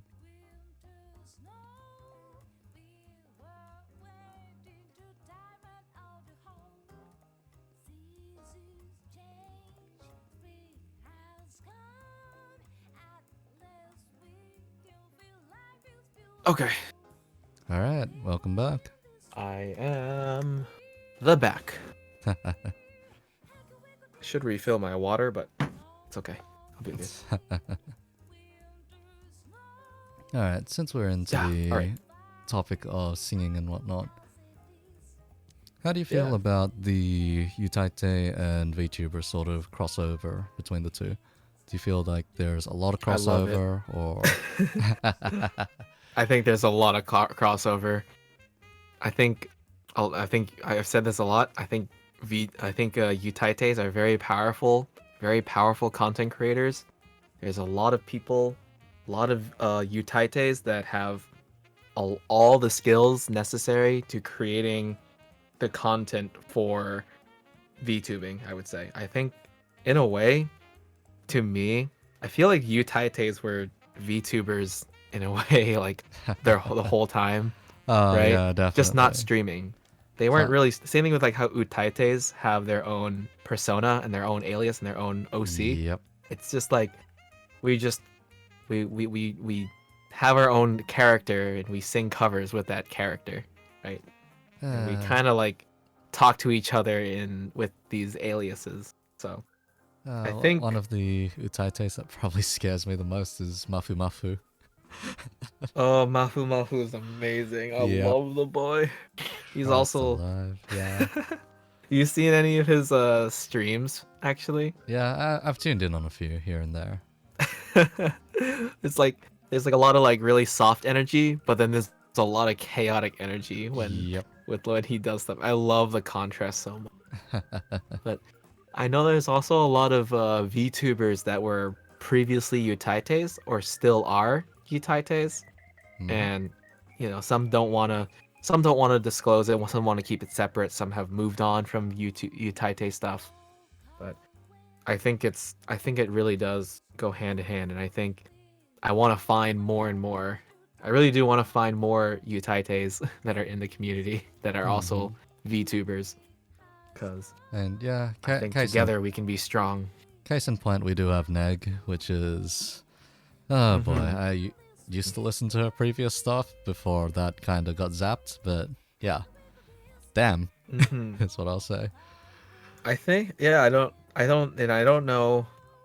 I haven't like obviously directly asked Neg if what her Utaite or Utaite alias was, but like, um, I had a hunch when she was singing, when she sang a lot of Vocaloid stuff, right? That she might have been from the community at one point in uh, time. yeah. And it seems as though she's definitely one of the people that doesn't want to relate back to the previous alias, you know? Hmm. So I In keep, and in I don't know their terms previous alias either, so. in terms of Neg Nasu, I'm pretty sure that one was a fresh start, actually. Hmm. Because yeah, I remember some of her other accounts, but hey, different kind of story. Anyhow, Yeah, that's private stuff. yeah, very much way back then was when it came to chatting with Neg, it was either Kantai Collection or Vocaloid. Yep. One of the two. One of the two. Hmm. 'Cause, I yeah, really do like the Utaite community. You know, I joined not at the peak, or I didn't join with my age group. I joined much later because I didn't really get into singing and Vocaloid stuff until like college-ish time. oh, So okay. I didn't start singing until college-ish, I would say, when I did barbershop. Actually, it was actually barbershop that I started gaining confidence in learning how to sing, Oh, okay. and then I used those skills to move on to Vocaloid stuff and Hmm. joining the Utaite community more. Let's see. Myself personally, when it comes to vocals, I considered myself a bastard with a monotone voice up until all the way through high school. And then just at the start of uni or college, whatever floats your boat, yeah, that was when I started singing a bit more. And it was a case of I went to karaoke once, got to sing some stuff that I'd wanted to sing before, managed to actually somewhat pull it off decently, then figured, huh, not bad, not bad. Maybe I can keep singing. Nice. Nice. That's how it starts, you know. It I has really been, wish yeah, it's been quite a I while really now. wish I was a part. I could have experienced karaoke culture more, because I mean, this is maybe it's like a slight little dive into my own old personal life, but I didn't I didn't grow up in a community that was heavily Asian, right? Ah, fair, And fair. so I didn't have many of my own culture to relate with other than my own family, and Hmm. especially and the ones that were in my school were just kind of kept to themselves as well, and they're probably, you know, probably just feeling the same exact thing that I felt, you know, at the time, if, in a way. But Ah, yeah. you know, like I didn't even start watching anime like really until high school, and I mean, unless you count, you know, Pokemon and like some Toonami stuff. But Fair, fair. I didn't I kind of only started getting into karaoke when I joined the Utaite community. Because when I joined the Utaite community, I started connecting actually more with people of my same ethnicity and culture, and felt a little bit more comfortable talking to people of my same ethnicity and culture. Because when I was young and when I was a young little boy and stuff, and you know, a little dragon and things like that, um, I just did not feel comfortable talking to people of my own culture, actually. I don't know why. I really don't know why. I mean, where I grew up was functionally not much of the same ethnicity and whatnot. I was rather an oddball. In fact, the more common saying was, yo, walla cuz. You ran into the wog sort of situation where I was at. No, it uh, was fun. Those guys were great. That actually helps me a mhm, lot in high school when it came around to it, because I was used to that mhm, kind of stuff by then. mhm. Because yeah, those guys are great. One of my best friends throughout high school was of that kind. That's cool. It was That's like, nice. That's yeah, nice. ah, Yeah, I wish I did. I wish I did more karaoke. I wish I ah, learned more. I These wish I had days, Vocaloid exposed to Vocaloid me. exposure. I Uh, mean, I guess my first Vocaloid exposure was sometime in high school, I guess. It was KZ Live Tunes Last Night Good Night because I just oh, liked okay. I loved that was that song that just hit me emotionally at the time. And same thing with Tell Your World. Oh, So KZ Tell Live Your World Tune. and Yeah. Last Night Good Night were the songs that I loved the most Yeah, because I I saw was really into that techno-y stuff. yeah, I saw that guy DJ Techno. live actually. That was an Me experience. too. I also watched KZ live. Oh my god, love him. I love KZ. Yeah, that was really Amazing hype DJ. energy, very much. Just Hmm. yeah, he had his visuals and sound down pretty damn well. Yeah. I want to go watch a live show again. I'm itching for that. Live shows are I'm kind of itching out the to window watch for live now, shows. unfortunately. Yeah, it Like really there are is. some artists out there touring, but in very limited scope. Yeah, yeah, yeah. Yeah. Yeah. As myself, first introduction to Vocaloid was 40 meter P or Yonju meter P, and that was Yep, Yonji meter. a simple song called Time Machine. Oh, Time Machine. Yeah. I Uh, remember that one too. that was the song that kept I me doing remember. music actually, because I was about to abandon piano, and then a friend was like, "Hey, listen to this. Now go learn how to play That's it." that's. I also liked Odds and Ends. Oh, Odds and Ends Odds and is really nice. Yeah. kind of, like in my head, I compartmentalize like Time Machine, Odds and Ends, some of Harry P's music, some of uh things like that. So like those people, I kind of like compartmentalize them into like one group of nostalgic Vocaloid songs for me because they're all on Project Diva. I think. Oh, yeah, yeah, yeah. I didn't play the game, but I just watched a lot of those MVs and things like that, and I liked them a lot. Hmm.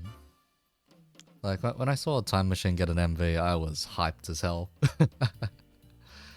Yeah, might go 'Cause listen to the Time Machine again. Because that one just used to have that one image of Miku either painting or assembling something, and then yeah, they made it into a full MV. Yeah. Ah, I see. Yeah. Do you know Yeah. Kokoro? Kokoro? Oh yeah, that song. Yep. Yeah, yeah. I will say I remember it for Makes me a cry. different reason. Not necessarily the song itself or the lyrics, just how horrifying the beat map was on Project Diva. Oh, really? Yeah, that one was a difficult one to play actually. Simply Kokoro. because if you wanted to perfect it, you had to listen through the entire damn song, because at the very end there's like a 15 to 20-second sort of break, and then suddenly two more notes play. Uh-huh. And those two more notes They're trying to infuriated get me. you. Yeah. They're trying to get you. That's why.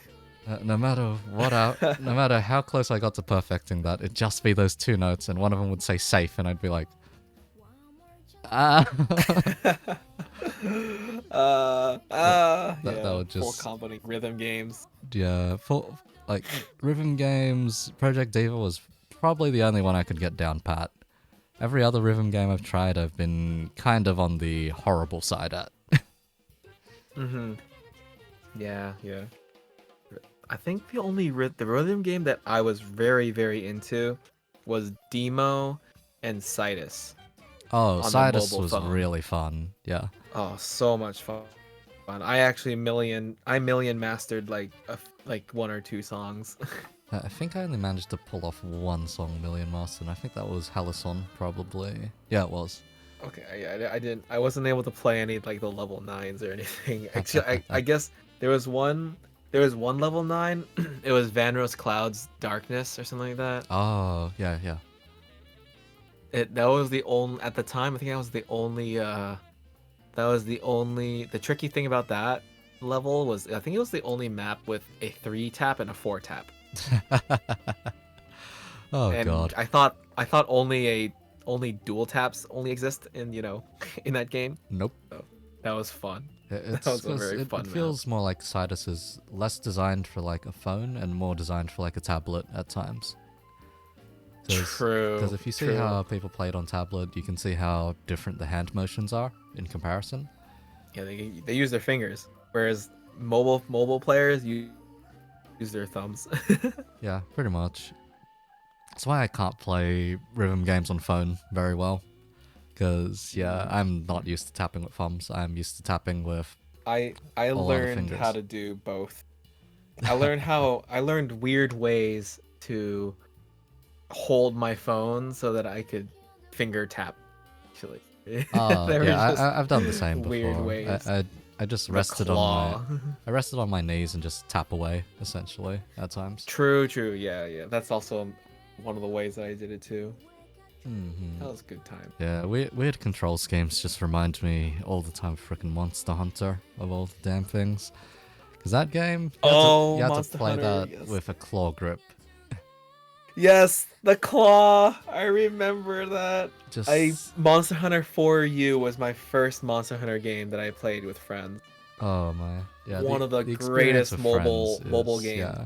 Yeah, one of the greatest experiences, and the cramps that came along with holding.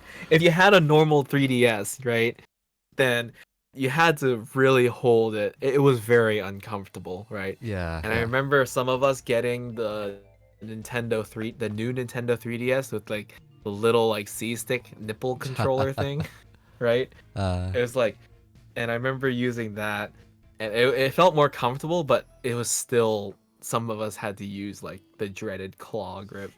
yeah, the claw grip I eventually got used to, but then when it finally came back to being able to play Monhan on a console, it was just like, oh man, I miss this Right. so much.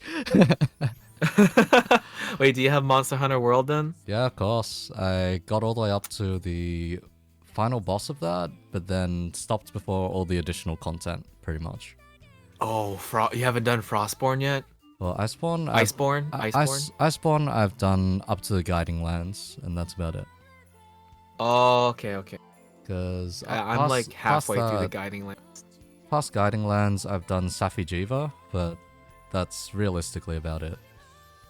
I But, actually haven't done Safi Jiva yet. Safi's actually pretty easy. Though it's Hmm. the roulette you play when you're playing 4-man content, though. Mm-hmm. Maybe if it comes back, we can play.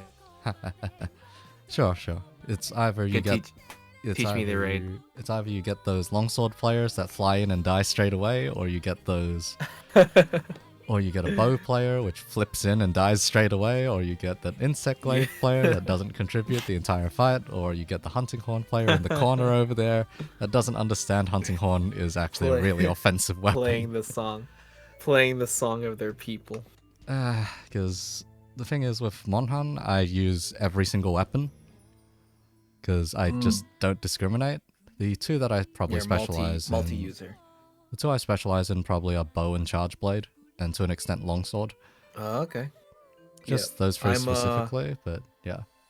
I am a charge blade main, and I use light bow gun, and I use bow.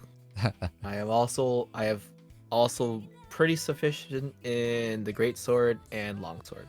Hey, And dual blades, actually. I like using dual blades for haha DPS go burr. I really hate what they did to dual blades in World because every It's other not game that before bad. every game before that I played dual blades religiously almost. Uh, It was just when like the two weapons I touched in Monhan usually were the unusual ones. It was sword and shield dual blades usually. So the very short range, strangely high DPS for no good reason weapons. so what was it that you didn't like about Monster Hunter World's dual blades? Oh, the reverse grip and the compared to, like, animation. for you? Reverse grip and the animations felt terrible. Pretty much. Reverse grip? So when you go What? into Demon Dance mode, you suddenly switch your blades into a reverse grip. I did not like the animations that came with that because it just felt. What, is it because was it the Naruto run? No, not necessarily. That one I just found funny. Okay. The part that I really hated was because you reverse gripped, everything felt much shorter ranged. It just felt that way, right? No, it actually is shorter I range guess. is the thing. Oh, really? It is. Yeah, you I have didn't to actually be check right that. smack bang in something's face before it suddenly becomes effective, which is Oh. just infuriating at times. I see. I see. I see. Alright, Okay. speaking of which, did you ever play Monster Hunter Tri or any of the games before that? For You was my first one. Okay. That's why Charge Blade is my main. Because, yeah, back then, there was this one NPC which kept talking about a certain drink. He called it, I think, Hunter Cola, or Monster Cola, something like that. And Mm-hmm. it sounded very bizarre, simply because it was meant to be Aptonoff guts, essentially. Mm. So, Gross. yeah, here's an odd question. Have you ever had a cocktail which felt meaty? Yes, I Oh, have. okay. And So, honestly, it doesn't have to be. It actually like um a cocktail. I've had spirits that reminds me of something meaty, I would oh, say. okay. Which ones in particular And then? that would be I would say cocktails with Lafroig 10. Oh Yeah, dear. Okay. I think Scotch Islas are very, you know, they're very deep, smoky, savory. To me, savory and smoky means meaty. Alright, fair enough, fair So enough. cocktails made with Lafroig or have a little Lafroig in it. I think I might gonna burp. Hold on. Okay, there we go. Yeah, I think cocktails with Lafroig are good. Kind of Mhm. meaty, maybe. I haven't Media. had a cocktail that's like they're trying to be meaty, maybe. I think the one that might have shocked me the most the first time I had it was a Bloody Mary. And that was sheerly for just how unique the goddamn thing was. Oh, now that you mention it, actually. Nah, so then have you had do you know Flint Flacklock? He's another VTuber and also like does stuff. He actually does cocktail stuff as well. Oh, okay. Do you Haven't um heard of them. I'll share it with you sometime, but he created a cocktail that was a variation on a Bloody Mary that uses ancho and kimchi. Hey, Believe it or not. wait, hold. Kimchi? Would that have Yes. wait, would that have So what replaced the he Tabasco or hold up? no, it still had Tabasco actually. Oh, So okay. it was he called it his cocktail. It's called the Fiery Brother, and you would take some kimchi leaves, right, and you would Mhm. muddle it at the bottom, add your like lemon juice and like your some syrup and things like that, and then the Tabasco sauce, and then you add the tomato juice, and then 2 ounces of ancho, which is a chili liquor. Oh, It's very, very tasty, but chi chili it's got some liqueur. heat to it actually, Okay. but it's very tasty, and that tasted really good. It tasted savory.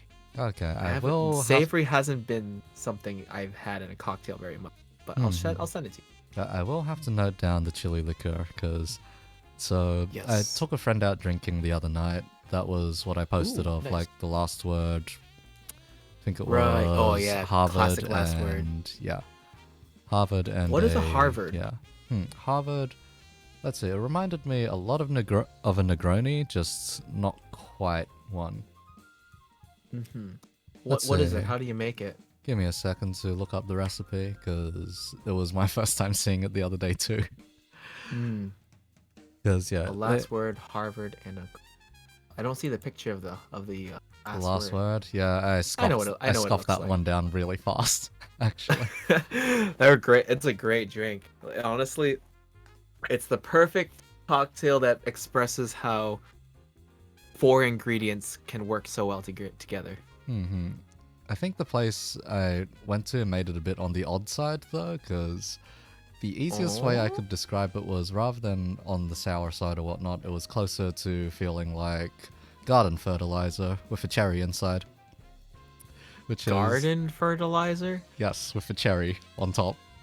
Which was They interesting. put a cherry in it? Yep. Okay, so I would have guzzled it because it was. It wouldn't taste good. It was... That's kind of strange. It was probably the strangest last word I've had. How can you mess up a last word? I'm not entirely sure, but It's yeah. just equal ounce, equal parts, the same liquor. Right? It was easily one of the priciest last words I've had too, but yeah. Really? Yep. How much was it?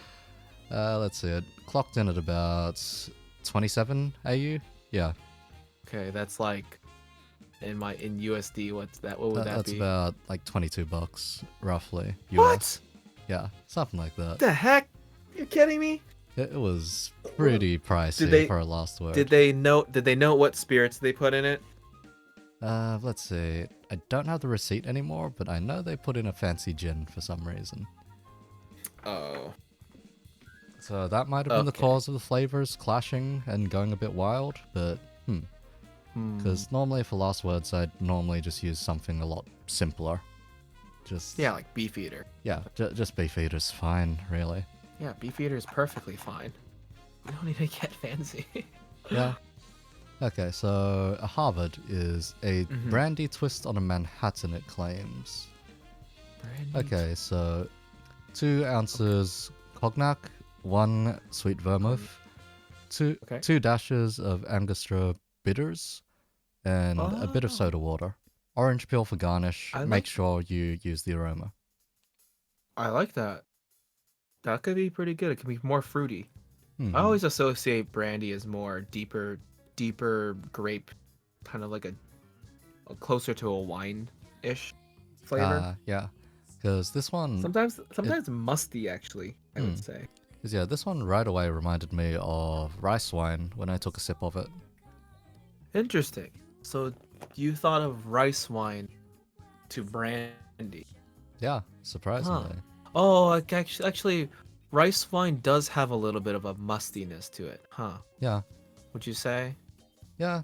Like there was a specific Yeah, kind I sweet. had, which was like 60% alcohol, and that Mm-hmm. surprisingly went down smooth. But that's what it reminded me of, pretty much. Getting curious. I'm still in my dry month right now, but I'm thinking about like liquor and cocktails. So I'd love to talk about cocktails more and more with the other bartender VTubers. Mm-hmm. We gotta arrange a collab stream Yeah, where we just all a shake ri- the same drinks and we all drink and then we just talk. Oh man. I think that'd be a great time.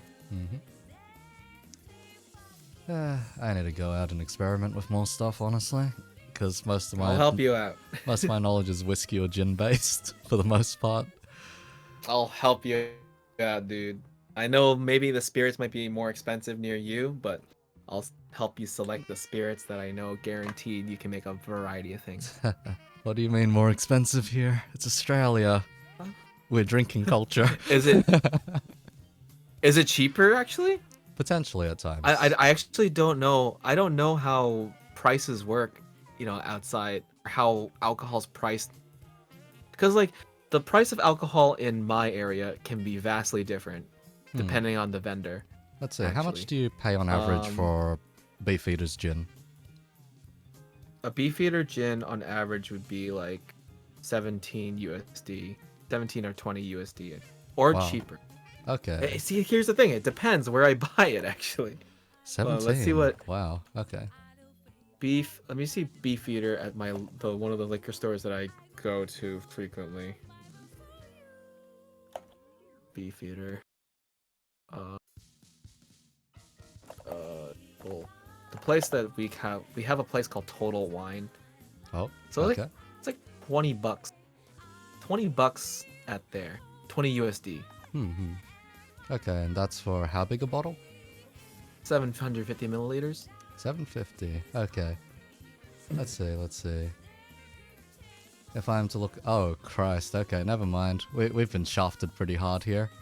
You know how much we pay here for a bottle of Beefeaters? How much? $40. USD? AUD. AUD? How much would that be in USD? Give me a sec. Conversion. 30 US. Oh my god. Yeah. Oh my god. Aussies, we pay close to double for everything. Oh my god. Ah, that's so expensive. Yep. It's why you normally Oh, wait for a what? discount before you go somewhere to buy stuff. Yeah. Oh man. Alright, we'll have to be careful about what we choose for your rums then next time. Rum, If man. we do a cocktail night with all the other VTubers like Kip and Ichigo. Yeah. the other Ichigo, yeah, Ichigo. If we do a cocktail night, we gotta be careful about the spirits we choose so that everyone can grab it. I will say though, the beers over here are normally pretty cheap.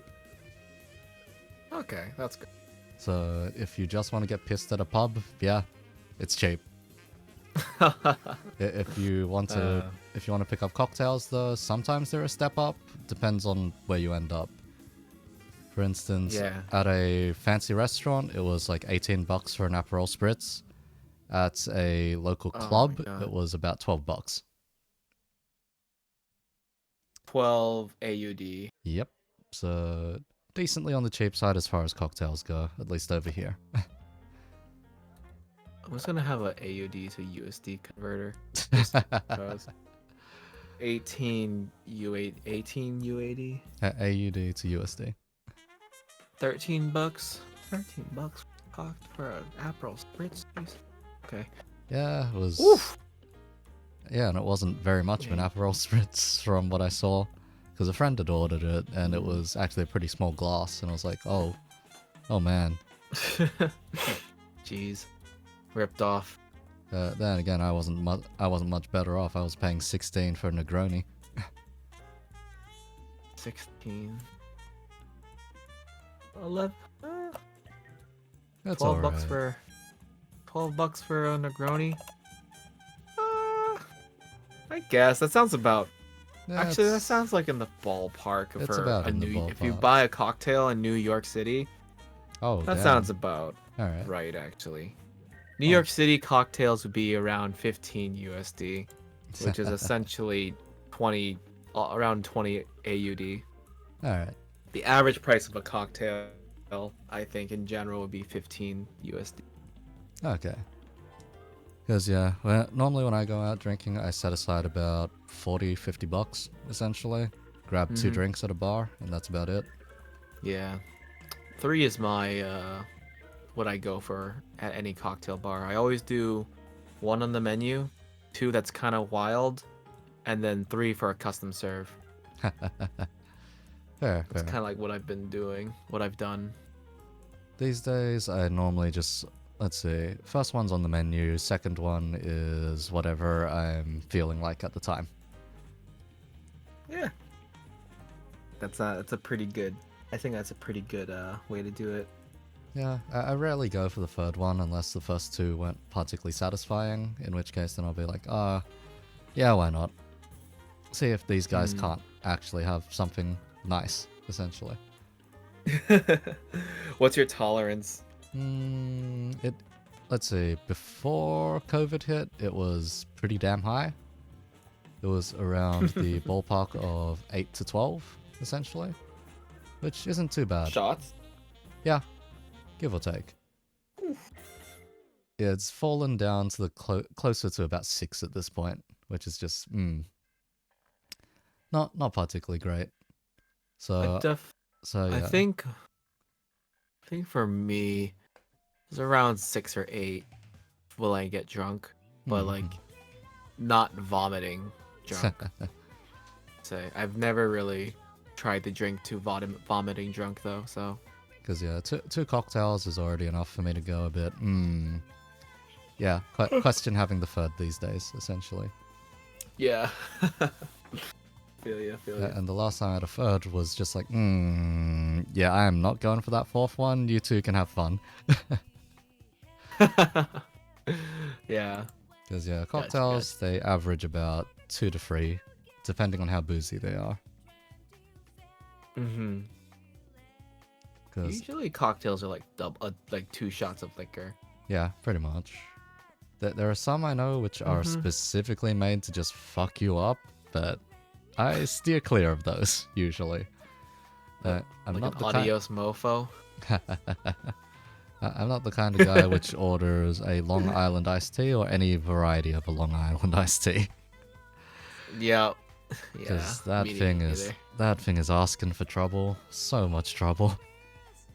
Yeah. Like, how do you cram so much in one agree. glass, which just makes you want to die? Yep.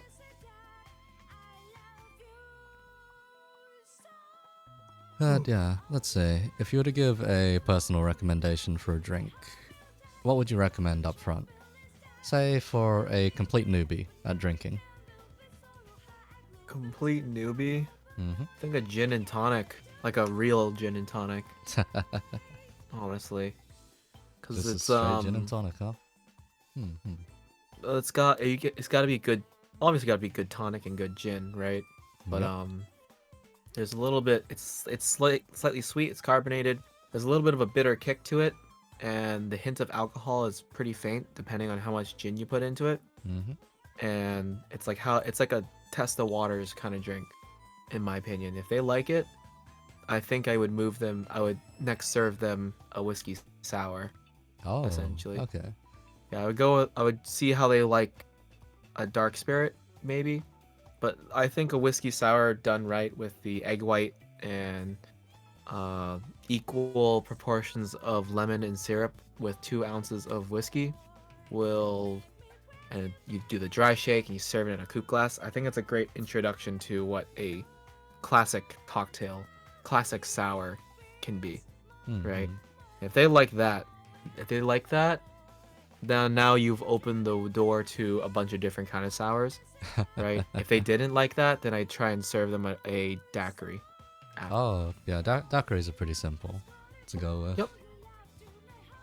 And my favorite way to make a daiquiri is using Flor de Cana 3 year. I think it's 3 year, maybe 3 year Blanc. 2 ounces of that. I do 1 ounce of lime juice and then half ounce of syrup. And for some reason, every single time I make it, it just tastes really good. First of all, but there's a layer of like a buttery. I don't know how to describe. It's kind of like buttery in a way, but like not like a fat way, but like it's just good. I guess butterscotch or something. Or vanilla. Okay. Vanilla might be a good way to say it. Vanilla You know, would like be an how interesting vanilla way, kind of yeah. has that yeah. I would say that desserty sort of taste. And I've had many daiquiris before, and that was the first time I had a daiquiri that tasted like that, and it was all because of the spirit. It was that cocktail that made me realize the spirit can matter a lot. For me, my recent revelation is the tonic water can matter a lot for gin and tonic. Oh yeah, I agree with that, brother. Because yeah, Like, good tonic water. I've mainly used the cheap stuff, and then recently I had decent stuff. I was like, okay, that Fever makes Tree. Yeah, it made a significant difference essentially. Yeah, Fever Tree, India, whatever, and the ones from the actual glass bottle. Yep. They're done very well, and it makes the very world distinct difference. Yeah. It tastes so good. The quinine flavor is great. It's a little slightly sweetened by cane sugar. The quinine's there to give it a little bite. That's what I love about tonic water. Actually, it's that bite. The bite of the quinine. That's like I do like bitter. Actually, I like bitter as a flavor. Oh, okay. When it's not too obviously I don't like wincing bitter or anything like bitter melon or anything, but I like bitter as a texture and flavor. Not texture. What am I talking? a flavor. Texture. Bitter would make for an interesting texture. Yes, yes. Yeah. When I think bitter, when I think like a bad bitter, right? I think about like nail polish. Yeah. When it gets sharp, pretty much. You know, I used to small little story time. I used to have like those this like thing I put on my nails, which was a no bite kind of thing because I bite my nails often, Oh. and it'd be kind of like supposed to prevent you from biting your nails because it's like super super super super bitter. It's basically like nail polish in a Oh, way, okay. right? And that's the kind of thing. That's the kind of bitter that's like very bad. Ah, I would okay, say. okay. 'Cause But yeah, that's so I would start with a gin and tonic, how they like that, and I would be like, I guess I would first ask them too, like, how do you know whiskey? Do you know rum? Right? I'd ask them about that first. Like then I would try to, if they know rum, they're like more familiar with it, then I would try and make a daiquiri. But if they still didn't know anything, I would go for like a whiskey sour first Fair or enough. second, I would say. Let's say for myself, when I was dragging a friend out the other day, it was a case of, the most experience they had with alcohol, at least in what they knew, was going to a pub after a cricket game and getting pissed, and that was it. Ugh. So pretty much VB, schooners, any other, just beer, pretty much. Yeah, beer. And the guy's tolerance, give or take maybe 3 years ago, he used to be infamous as the half-hit wonder, in that he'd sniff a bit of alcohol and he'd basically be out. Oh god. He had since progressed up to being God. 2 to 4 drinks in terms of tolerance, which is why I bothered to take him out drinking, because it was a case of, oh yeah, he can take it, probably. So what did you ask him to get, or what did he get for this first cocktail? So first order, I asked the bartender specifically, yeah, this guy's a newbie, recommend him something, blah blah blah. And what he got was one of the drinks on the menu, which was called a Lychee Blossom, I think. Give me a sec to find the exact specs of it. That's good. Because, yeah, they do have the specs of all their house cocktails on their website, which is really nice. Fruity cocktails are very, very good introductions, actually. Let's see. Bancho Bar. Let's see. These guys have some interesting drink names. Like Yuzu Cobbler, Senpai, The Seventh, Lychee Blossom, Tea Lady. That sounds good. Spicy Geisha, Good Juju, Haymarket Hold Up, Hong Kong Sour, Japanese Negroni, Pandan Triacle, and Smoked Whaler. That's their whole house menu. I take the bar as a Japanese themed bar. Japanese themed, and they are very specific on their whiskey, actually. So if you ever visit Sydney, Australia, swing by this random little place. It is literally dipped away in a side street. I like that. If I ever visit Sydney, or my bar ever teleports to Sydney, right? I'll be first to message you. Sure. And say, hey, I'm going here. Let's go drink. So yeah, the Lychee Blossom is gin, lychee, mandarin, sakura cherry blossom puree, lemon, and cranberry. It's a very, very fruity one. That sounds absolutely remarkable. It reminds me kind of like a punch bowl, kind of. What was it served in? What kind of glass was it served in? Highball? Or let's see. Collins glass? Give me a moment.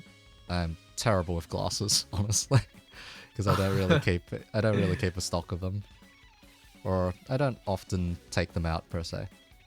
Ooh, these are interesting.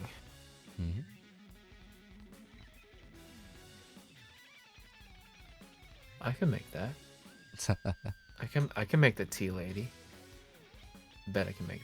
I know how to use Roku Gin, kind of. Rokujin is probably the cheapest they've got on that menu, I think. Something like that. Yeah, Roku Gin's actually really good, straight up. Gotta Yeah, say. it's alright. I used to have a bottle around. Then I switched over more so to using beef eaters. Oh, Oh, it's just oh, served the in... London Dries. Yeah, let's see. It was just served in a coupe glass. Huh. Okay. Did he like? How did he like it? Did he like it? Yeah, he liked it a fair bit. Nice. The thing that I had should- him order afterwards, though, was because this place is specifically a whiskey-focused place, I told him to get a highball. Highballs are great. Actually, highballs are also great. Oh, Lucier's going. Okay. Alright. But yeah, highballs are great too. Highballs are great. I love highball. It was a case of, okay, so you've tasted something sweet and fruity, now have some wood. have some whiskey. But yeah. Yeah. It's good. It's good. Mm-hmm. I like highballs actually. They're very Yeah. refreshing and very crisp, and you get the full flavor of the Japanese whiskey if Yeah. it's made with Japanese whiskey. Yep. We pretty much went for the classic, which was lemon and soda, and then a Japanese whiskey. So in this that case, sounds on their so good. on their menu, they had either Toki blended whiskey or Takatsuru pure malt. We went for the malt one because that was the bar's recommendation. Because why not? I just noticed it's also their bloody most expensive one on the menu too. Uh-huh. Smart marketing. Smart Highballs marketing. should not be that expensive. It's soda water in a one shot of whiskey. It's a ripoff. These guys know how to market, I will say. Guess so, right? Because yeah, the food at this bar is also really nice. Because they've got a whole bunch of pretty much just Japanese bar snacks. Ooh. So from rice crackers, edamame, lotus root, cracklings, whatever. Some gyozas. They also had karage, which was pretty good, actually. Actually, might have been some of the best karage I've had, but yeah. Karage. Very good. I love. I mean, what's there not to love about fried chicken? Pretty much, yeah. Because they added just a bit more salt, and that really works nicely when you're having alcohol. Yeah, a little bit of savoriness. Just to cut through some of that. Just to cut through some of the alcohol, pretty much, yeah. But yeah, there was one other odd thing that I wanted to bring up with you, just specifically. Like, Feel this free. doesn't necessarily have too much to do with VTubing or anything, more so alcohol and bartending, but yeah. Sure.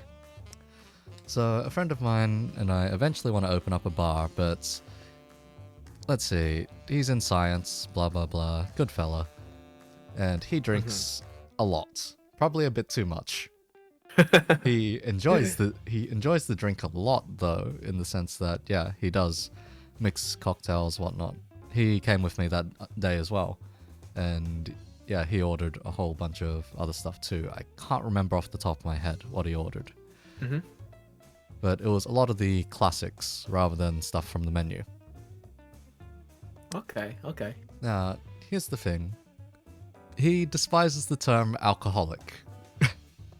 Simply because the term alcoholic comes with the connotation that you're only doing it just to get drunk, and you have no taste, essentially. That you're drinking just because you want to get pissed. Now, the term he prefers to peddle around instead is alcophile. Jeez, I mean, I don't. If he's that sensitive to the word, sounds like he really is an alcoholic. I'm just saying. That's just my 2 cents. But yes, man prefers to call himself an alcophile instead. But yeah, genuinely, If he's though, offended, he does. if he's offended by it, or he feels some sort of thing about it, I think that means that he is. You can't He's accept in the fact that denial. you are. You can't accept that. Yeah. You can't deny the fact Yeah, that you you are can't. a drinker nonetheless. Yep. Yeah. But nah, fella's a lot more selective for drinks, I suppose. And generally speaking, I'd say he also leans more towards gin, I think, from what I recall. Hmm. hmm. But Gin's, yeah, gin is good. gin is good. I can thank an artist friend of mine for getting me into it, actually, in just the pure sense of every time he would go out, he'd always order a gin and tonic. And if I Mm-hmm. was there as well, it would either be myself shouting the gin and tonic, so I would grab one for myself as well, or he would be the one shouting it. So then, yeah, 2 gin and Mm-hmm. tonics, Mm-hmm. clink glasses, drink. Because the other profession that needs a lot of Yeah. drink is the art kind. True. Yeah. Yeah. Yeah. I got you. And do you find any kind of correlation between the kind of jobs people do and the kind of drinks they normally opt for? I haven't actually thought about that really. Hmm. Hmm. That's actually. I think a blue collar worker getting their hands dirty, and Yeah. whatnot. I guess the stereotype is just a cold one, just a beer, right? Yeah. That is the The stereotype. businessman, the Japanese salaryman that just got finished doing a 14-hour shift and is walking. It's like 7 p.m., 8 p.m. Walking home to the train station, has 2 hours to kill, goes to the bar. They want something a little strong. They would order a Negroni or a Manhattan. Fair, I fair. think that these are all kind of like cocktail stereotypes, though. Mm-hmm. So, Huh. what would programmers want? What would software Programmers, engineers? software. The Software only engineers. software engineers I know, they all order vodka. Just Okay, yeah, vodka sodas. actually just straight up vodka. Like, yeah. They want to feel the pain. That's what it is. They want to feel the pain. I can Mhm. see that. Straight up vodka. Yep. That's It's fair. just curious. Just like, yep, vodka. How about VTubers? VTubers. What do VTubers generally drink? I So, have a thing in mind. some of them I have a gut feeling would go straight for the Long Island iced tea, but that's just me looking at them sometimes. From the outside, it's like, oh, you're ridiculously hyped up, so you seem like the kind that would actually take one of these. I think of like shochu Oh, and okay. soju. Soju also, definitely soju. Yeah, Shochu and soju. And because yeah, yeah, and soju's wine definitely a and like case cheap of wine. cheap wine. Cheap wine, huh? Yeah. Hmm. Yep. That's what I Yeah, think yeah, of I what can a see that. I can VTuber see likes to that. drink. Yep. When you're too broke to afford any of the more expensive stuff, but you want something with a bit more class than a beer. Well, I mean, VTubers are paying for their models means they can pay for the good stuff. They just choose to get the cheaper alcohol. Yep. Good lord. Yep. Because yeah, the two VTubers I know with very specific alcohol tastes are, let's see, Komatsu Sasha and Blue. Blue specifically seems to always go for vodka, straight up. It's to the point I don't where, understand. How can yeah, someone do vodka straight up? it depends on the brand, like the manufacturer. Like Smirnoff's, you're just asking for it, pretty much, because that's like the Ethanol. lowest quality of the low. You are drinking ethanol. If you're going for like Grey Goose or Russian Standard, that's like a step up, but at the same time, it It's just goes vodka. it goes down smoother. That's about it, really. But nonetheless, I, yes, it is just straight up vodka. I can't do vodka straight anymore. There's no flavor to it. And I used to be able to, but these days it's a bit after you've had some gin, it's a bit not as great. Oh right, there's also Yeah. Absolute, but Absolute. You're Yeah. pretty much just asking for it. Yeah. Yeah. Hmm. 42 below, Mishka. Yeah. They're all they're all just potatoes, you know? Just potatoes. Yep. It really is just, they're all potatoes. Because the moment you flavor a vodka, you then realize, oh wait, I've made some spin on gin somehow. Probably. Just minus the juniper berries.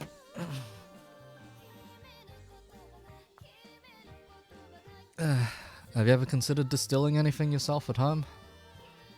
Oh, jeez. No, I haven't. I have not. Because, yeah, I have distillation not. is just, it's a wild process. I don't have God. the equipment, you know? Yeah, So the I can't do equipment. it. Do you have a bathtub? Oh, no, we're not talking about moonshine. That's dangerous, okay? If you have a We do bathtub, have you a have the bathtub, but it's equipment. being used. Oh my god. No, we can't do. I don't want to lose my sight.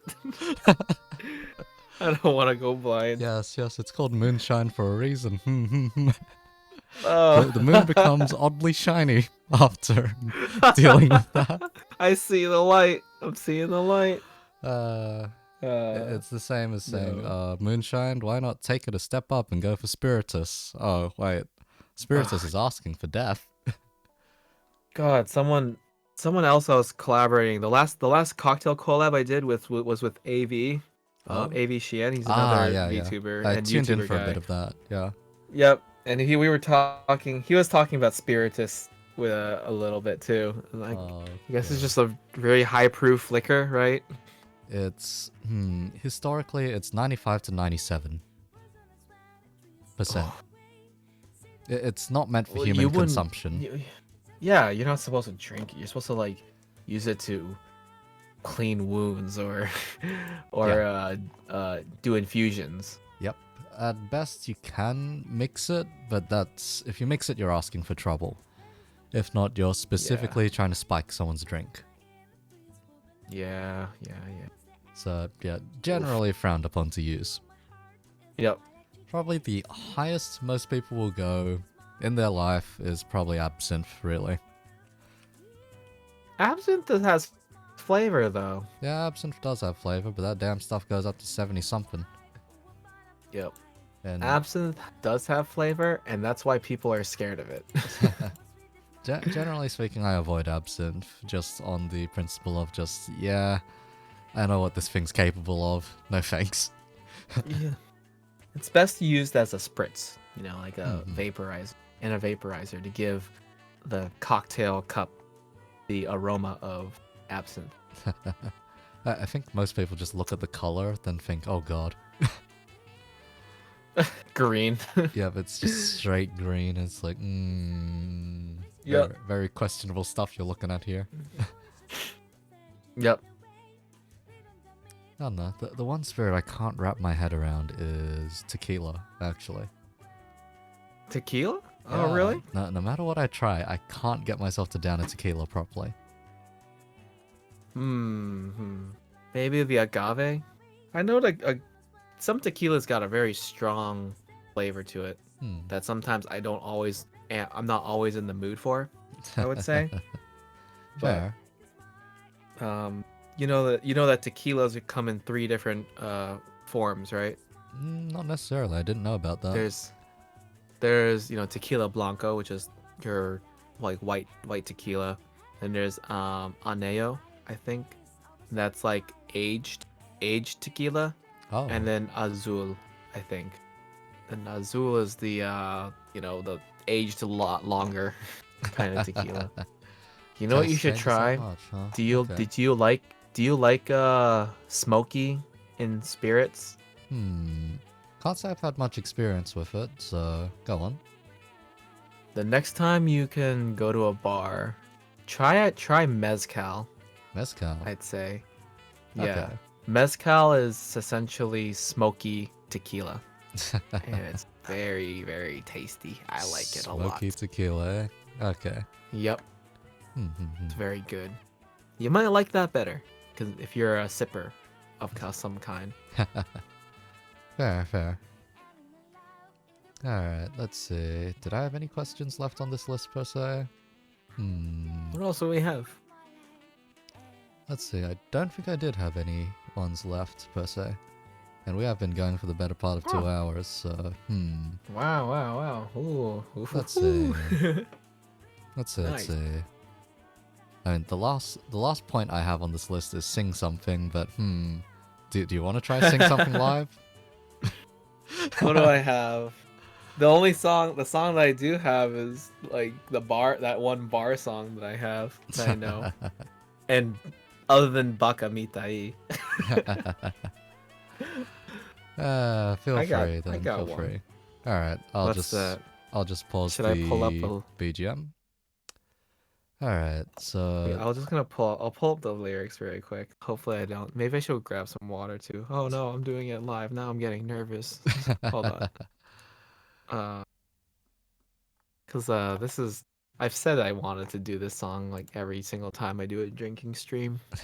But this is a song that I'd love to sing with the boys. Maybe it's called "Parting Glass." Do you know that one? Nope, don't think I've heard it. Let's see. I'll find the lyrics, the key. Of all the money that e'er I had, I spent it in good company, and all the harm that e'er I've done, alas, it was to none but me. And all I've done for want of wit to memory now I can't recall. So fill to me the parting glass. Good night and joy be to you all. So fill to me the parting glass and drink a health whate'er befalls. Then gently rise and softly call, good night and joy be to you all. There you go. Yeah, that was like a verse and a chorus. Okay. Not I bad, sang not it a bad. little higher than I usually do, but Yeah, that my did bad. feel a bit on the higher or area side, but hey, not bad, not bad. Thank you. So, The end. I will That's ask, a how good long song. have you been singing for? I've been singing for I guess 3 or 4 years Ooh. ish. I actually seriously, started thinking about singing, I would say. Damn. So Alright. that's the extent of my vocal knowledge, I would say. I've been playing trumpet a lot longer. And yeah, I look at myself when it comes to difference between piano and vocals, and yeah, long time, long time. Yeah. Because myself with piano is like 15 years, but I am garbage because it was 15 years of casually playing, pretty much. I got you. I And got you. and then as for vocals, give or take about 4 years doing it casually, then just this past year taking it a lot more seriously. That's good. I should I should tune in to some of your karaoke streams. They tend Maybe to I'll be go on watch the the VOD. they tend to be on the later side of the night. Yeah. And my last one that I did was on the slightly tired side and with a lack of a warm up, so some of the Yeah. songs there are just a bit scuffed. Yeah. But I do make it a habit of just make sure to properly sing weekly, and then Gotcha. monthly go for what's it called? Monthly go for a karaoke with whoever's up for it. And they're normally Mm-hmm. long karaoke sessions. They normally last about 6 hours. Because I the gotcha. place I go to has a really nice deal where it's just if you have a certain number of people, you can pay like $20 in the price of a drink for about 6 hours. Mm-hmm. It comes down to about like roughly $4 an hour, give or take, which is exceedingly cheap. Jeez. Okay, that's not. Yeah, it's the reason I keep coming back to that place. It also mainly just because it has Japanese songs on the system. Like, they have the full suite of Joy Sound. I see. I need to sing. I just need to sing more. Do more karaoke. I want friends to do karaoke with. When it comes to just regular singing, though, I normally just practice a bit every day and make sure I get my throat decently warmed up. That's very good, yeah. Because, your voice is an instrument of its own, so you better take proper care of it. I agree.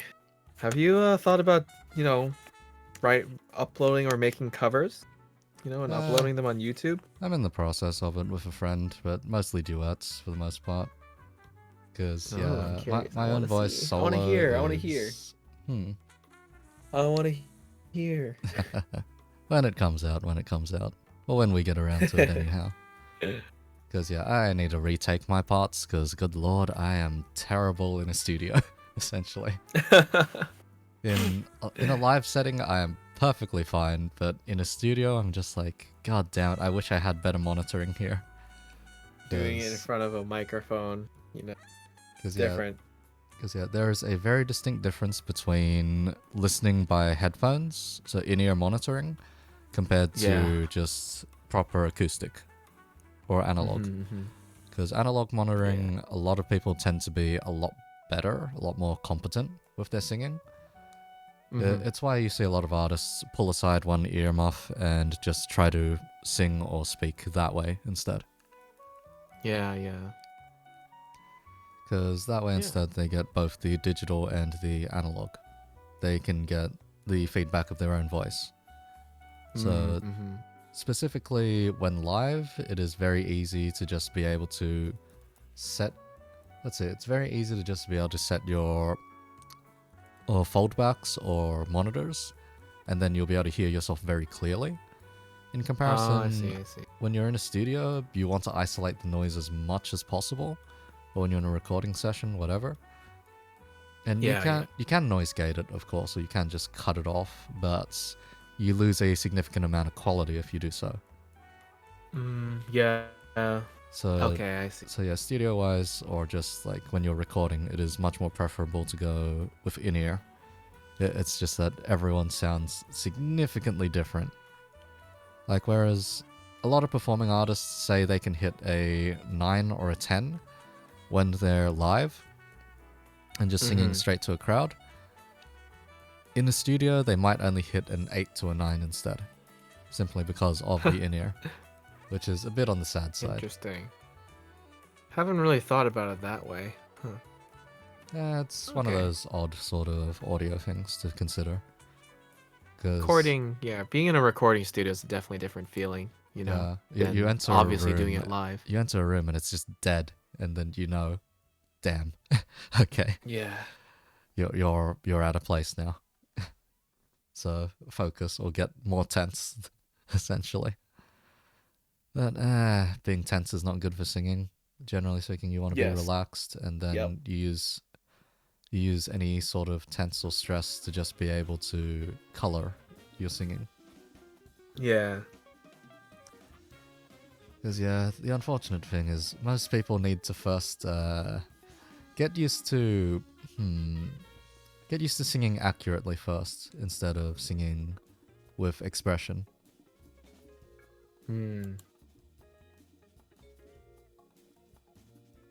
Because do you find yourself singing or emphasizing expression or accuracy?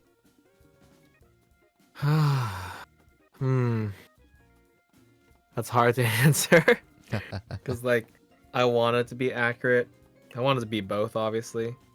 But I think emotion is the one that I want to try and work on the most, I think. And that means finding songs that are in my range for sure. Yeah, I know that feeling, because once you get up there, it's already hard enough to maintain the notes, let alone try and color or stretch them around. Alright, and there's one odd pet peeve I have with vocals. Let's see, do you know the concept of borrowed time? I don't think so. Okay, so it's where instead of singing exactly on time for a song, sometimes the vocalist will change up the specific pacing of words or whatnot, and the expression may come off as very different. The main thing with Oh. borrowed time, though, is when you borrow the time, you have to return it eventually. So if you stretch out a note, you have to shorten something else. Oh, yeah. Okay. That's just how rhythm that's just how rhythm should work Yeah, when you're fitting it into a meter. yeah. The main thing with borrowed time, though, is it pisses off a lot of mixers and a lot of band players, essentially. Didn't know that it was an actual term for it. Yeah. I thought the actual term was just off time. The other term you can use is syncopation, but specifically for vocals, it's borrowed time. Syncopation's more for instrumentals. Gotcha. But yeah, borrowed time pisses off a lot of mixers because they can't be sure whether your timing is actually shit or whether that was intentional. Yeah, when you're stretching out a note too long or something. Like, in terms of mixing experience, was there any particular reason you got into it? I think it's really just like I think I mentioned it earlier. Is I liked fixing my bad vocals, so I also just enjoy making things sound good, actually.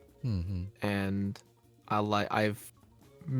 most recent thing that I mixed was like a group chorus song, for a competition. Oh, in damn. In the Untitled community, we have these things called chorus battles, right? Yep. Oh, And boy.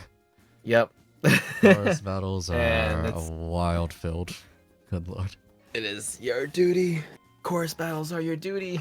But I like mixing things, and I think I've gotten a pretty good streamlined process to getting at least a basic good mix.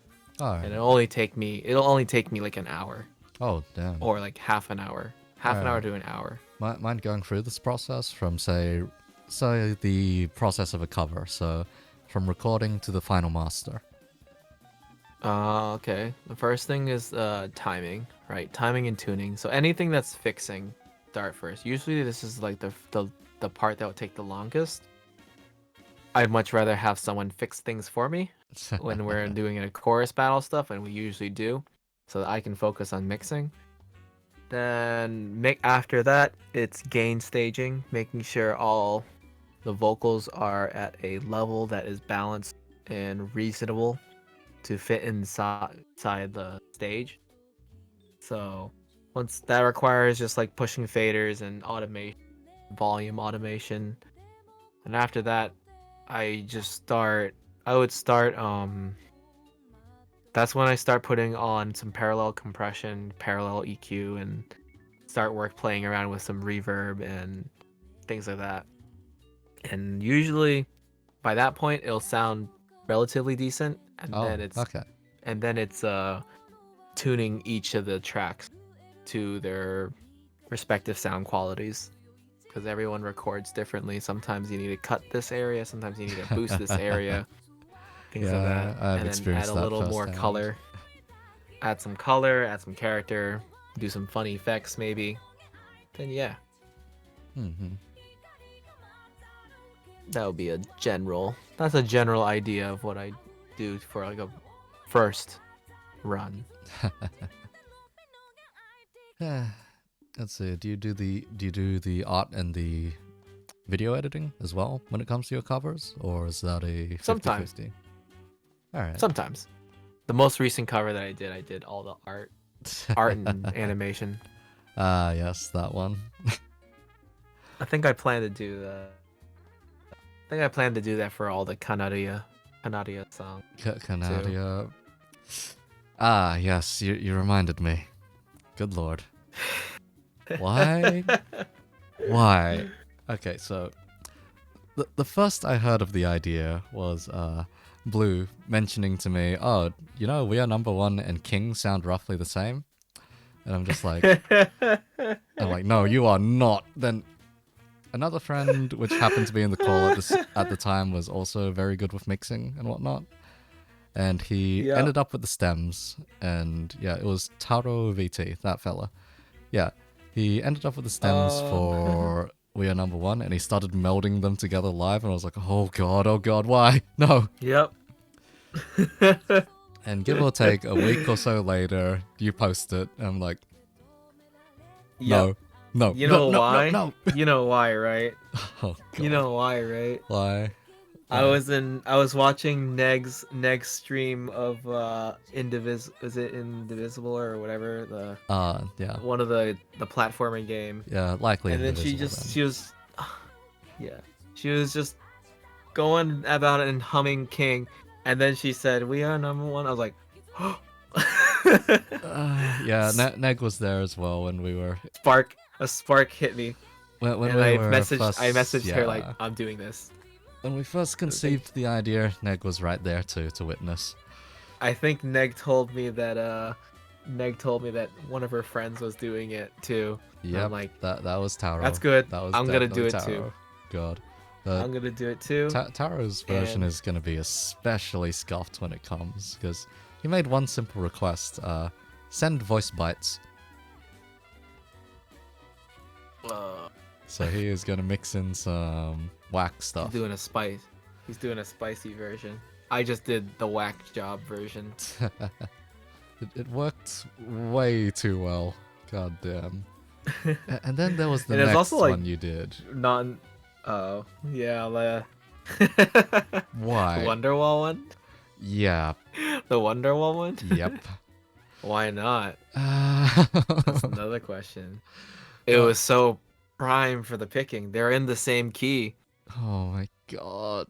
I was like, and when I checked the BPM, their BPM wasn't too far away from each other. It was so perfect. It was so perfect. I couldn't let it up. And honestly, I could make more. I can make a whole lot more. I just need to find the vocal stem. Yep. I used to make those, actually. I used to make meme mashups like that. Ah, Christ. They really are something.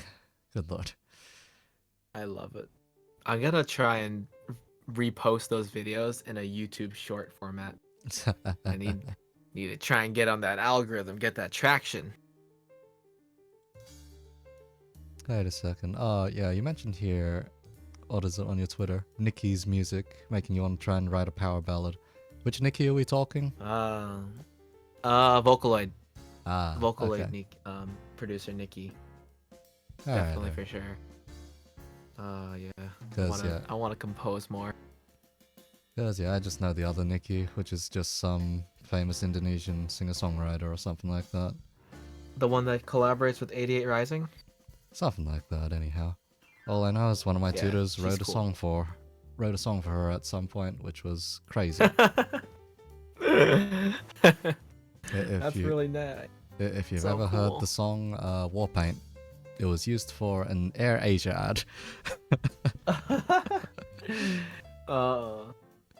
Is Air Asia the company that's sponsoring a VTuber? Yep. Right now? Good lord, yep. What are your thoughts on that, actually? What are your thoughts on that? That is a gimmick, I'll say, because there was something that was very close to that kind of thing happening before, in the sense of a lot of Japanese companies, the moment Kizuna Ai sort of came out, a lot of them suddenly started having anime girls or guys as their mascots. That trend shot up really fast.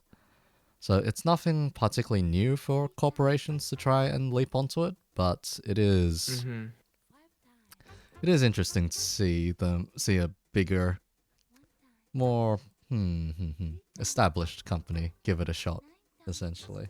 Yeah. I'm not sure how to boil over. It's just funny that they grabbed a lot of people from very high end for it, though. Yeah. Really was. We'll see. See how it goes. On that vein, what are your thoughts on, say, let's say, companies or company talents compared to indies?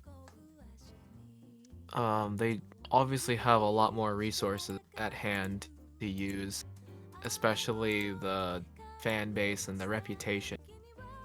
I guess the only thing is, it's not all you're restricted by company policies, copyrights, and you're a little bit less free to do what you want, I would say. I think. Mm-hmm. But it's not like we're, indie VTubers still are at risk at DMCA at all times too, but they're just too small to be an actual threat and money waster. Whereas the company VTubers, they're established to make a profit, so they have to be more careful, Yep. just so they don't lose. They don't get sued or anything. But I generally like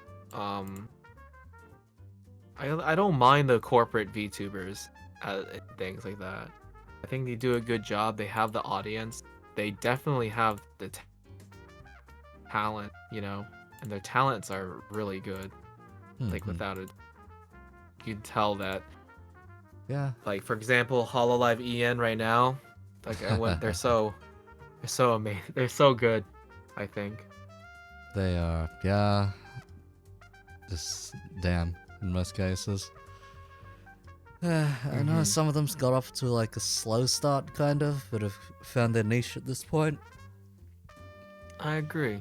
But yeah, They're they doing a- exploded really quick because, yeah, the English speaking world is a very wide one. Yes, it is. Very, very much is. Would I be a corporate VTuber or would I join it? I don't know. I don't know yet. The Hololive auditions are still open. They're Oh, not. They might not Christ. be looking for male VTubers or Holo EN star yet, but I've thought about. I've thought about looking at it, looking at the application maybe. Just Hollow thought about Stars EN, huh? One day, one day. it. Yeah. Yeah. Do you think I'm Hollow Stars EN material? Yeah. Be straight. Just say it. One day down the line, perhaps, but for now, probably not quite. One day, yeah, Needs a bit of ironing definitely out. my thoughts. Don't we? Yeah. Mm-hmm. I personally am not mentally ready for such a thing. I only just started streaming 3 months ago. Right? Yeah, fair enough. I started about... Yeah, I started in January, actually, so barely 2.5 months ago at this point. Hey, we're both kind of in that newbie bin. But you're experienced with live content, so Yeah, I'm not. thing is, I have next to zero experience growing an audience, though, is the thing. So generally speaking, I just don't care about numbers to begin with. I guess that's a good mentality at first, maybe. Mm-hmm. But I've been thinking more and more about analytics now. Maybe it's just because I've been in YouTube for a while, so Fair. If I I get particularly a little. started... Sometimes I get impatient. Let's see, if I started caring about analytics, then, oh boy, would I have to change how I do things quite a lot around here. Would you? Yeah, Well, I'd probably have to start writing the actual VTuber trends and whatnot. And probably schedule a Well- goddamn debut and whatnot, which is just like, I'm not that fond of doing that kind of stuff. you don't have. I don't think you have to do that, honestly. Yeah. But what's stopping you from marketing and sharing? Not marketing, but like sharing yourself more and collaborate. You obviously collaborate with a lot of people too. Yep. But It's just how I do things normally. Just hop around.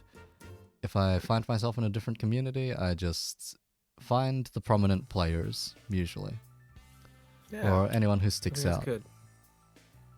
Good though. I think the interviewer VTubers are pretty good. Points at looking at Domo. Christ. You know, I've heard one person say that the back way into popularity is doing talk shows. instead of Guess that's one way. Right? doing like game content. streams, essentially. Content, Yeah, right? it is content. And Twitch does to a certain extent prefer people which do talk shows over people which specifically just do games. Really? If only because of how inundated games usually are. Mm-hmm. So if you do talk show content and someone has tuned in on a talk show at some point in the past, there are higher odds you'll end up on their front page and recommended compared to if you were just purely playing a game and that person happened to watch that category. I'm actually just quickly clicked on the talk shows and podcast in that tab, taking a look at what's happening at the moment. Fair bit shows up there. There's a lot of people here. Mm-hmm. Well, there's a lot of streamers, but not a whole lot. All of them are at the top. All the top ones are. Mm-hmm. You know. Yeah, it's kind of a case of they will pop up there, and then it's easier to find people within that category compared to, say, if you were playing a popular game. Mm-hmm. Say, if you were to stream Apex or League or any of the big names at current within esports, you would be washed under by functionally everyone else, unless you were already an established name in the community. Yeah. By the way, are you thinking about getting a live 2D? Is that in the works? I think you should. I will say that is somewhat in the works. It'll come down to timing, essentially. Mm-hmm. Like, if I see myself out of here within the next few months, then probably not. If not, if I show up with a live 2D sometime, well, you know I'm sticking around for the long term, pretty much. I say just get a simple one. Like, maybe Kip can help you out. Perhaps, right? perhaps. I'll send you something after the stream, anyhow. Sure. Because, yeah, there has been some things that have been completed, and some people I need to talk to about certain stuff, at least in depth. You said, have you said you drew your current PNG right now? Yeah, my current PNG was something I did while procrastinating on exams. I think it's pretty good. It's cute. That's key, right? All you needed to be is have a cute anime girl, right? Yeah, I drew that on a goddamn trackpad like a madman, and that's pretty damn good for a trackpad, man. What worse, I did it on one layer. That's pretty good for one layer, man. Just saying. Afterwards, I was like, wait, I should have did this properly instead of like just in one shot, because now it's like it's one of the biggest pain in the asses to try and modify this damn thing from here. Want me to make you a bust up VTuber model? I'll be fine, man. I've got a few things I need to get through in terms of projects, and I need to. What if I do make it, buddy? Just because I wanted to. Ah, Christ! If you do just get because I need something to do. If you got around to that, then sure. When you drop by Sydney, then I will shout you the night's drinks, pretty much. I've been thinking about getting back into drawing some more live 2D stuff and starting with simpler models. Your character is very moe, so Christ. I think I would have more fun drawing a female character. Give it a shot if you'd like. Anyhow, let's see. We are starting to approach the 3-hour mark, actually. I'm not gonna lie, dude. I'm like really tired. I'm surprised you've lasted this long, considering the time it is I over was there like, for you. wait, are we? I'm probably gonna go drop dead and sleep. All right, in which case, yeah, I'm surprised I've survived this long too. You've survived to the point where I think we've hit after hours at this point. Yeah, I think we might be we're just the two bartenders in the bar now, just chatting. Yeah, it's gotten to that point, I think, because yeah, viewer retention more or less dropped off about half an hour ago, give or take. Yep. And peaked about an hour ago, but yeah. Anyhow. But hey, it's like it's fun talking for a while, you know. We seem to have a lot of great things to talk about. So if it's organic and we're just going, don't need to stop, right? Yeah, we should organize that bar talk at some point. Grab the other two. What do you think about April 2nd? April 2nd. Give me a moment. Are you okay with day drinking? April 2nd. My 7 or 8 p.m. is, you know, what time is it right now for you? Right now, it's almost 3 p.m. However, that may change in April because daylight savings, good lord. So do you move an hour ahead? Give me a second to figure out. Let's see. Oh, wait, no, that's like the last Saturday for me before daylight saving swaps, Oh. which is actually Wait, a bit which nicer, day? actually. Which day? So, April 2nd is a Friday on your side Okay. and a Saturday on my side. Okay. And how far does the clock move forward for you? Let's see, it doesn't move yet. It moves on the Sunday, actually. Okay. It moves on the Sunday morning, So if yeah. we were to do a cocktail stream on Friday at 8 p.m., 7 or 8 p.m. my time, that would be 11 a.m. at your side, right? Yeah, 11, roughly. 12. Would you be okay with day drinking? I'm Aussie. What do you think? I guess yes. That pretty much So, answers itself anyhow. do you But want to yeah. do? Would you like to do a bar celebration of me celebrating 1 month of no alcohol? That's one way to Where celebrate. Take a drink. we get smashed with 4 bartenders, and we talk about stuff. Sure, why not? I'll poke Kip and Sekai maybe. Yeah, we'll see how they go. Because I think for Sakai, it will be even earlier for him. Okay, maybe I'll see what he says, but 'cause like it'll I can be- only do 7 or 8. It'll be SG time, so that's like 3 or 4 hours back from me. Oh, God. So that's like moment he wakes up, drink. Okay, maybe maybe not the best thing. I know Kip is only 3 hours behind me, Okay, so 5 okay. p.m. would be for her. So Yeah, we'll we see. can We'll see do- how we work it out. Anyhow. maybe I can grab like Benannual, or we got hold on, let me go to my handy dandy bookmark or list of VTuber bartenders. Take a look. We have 9 members in here. We have Kip. We have you. I put Flacklock in there.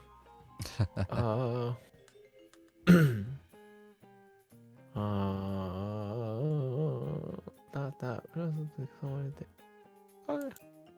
No one I really know. Well, We'll talk about it. yeah, sure.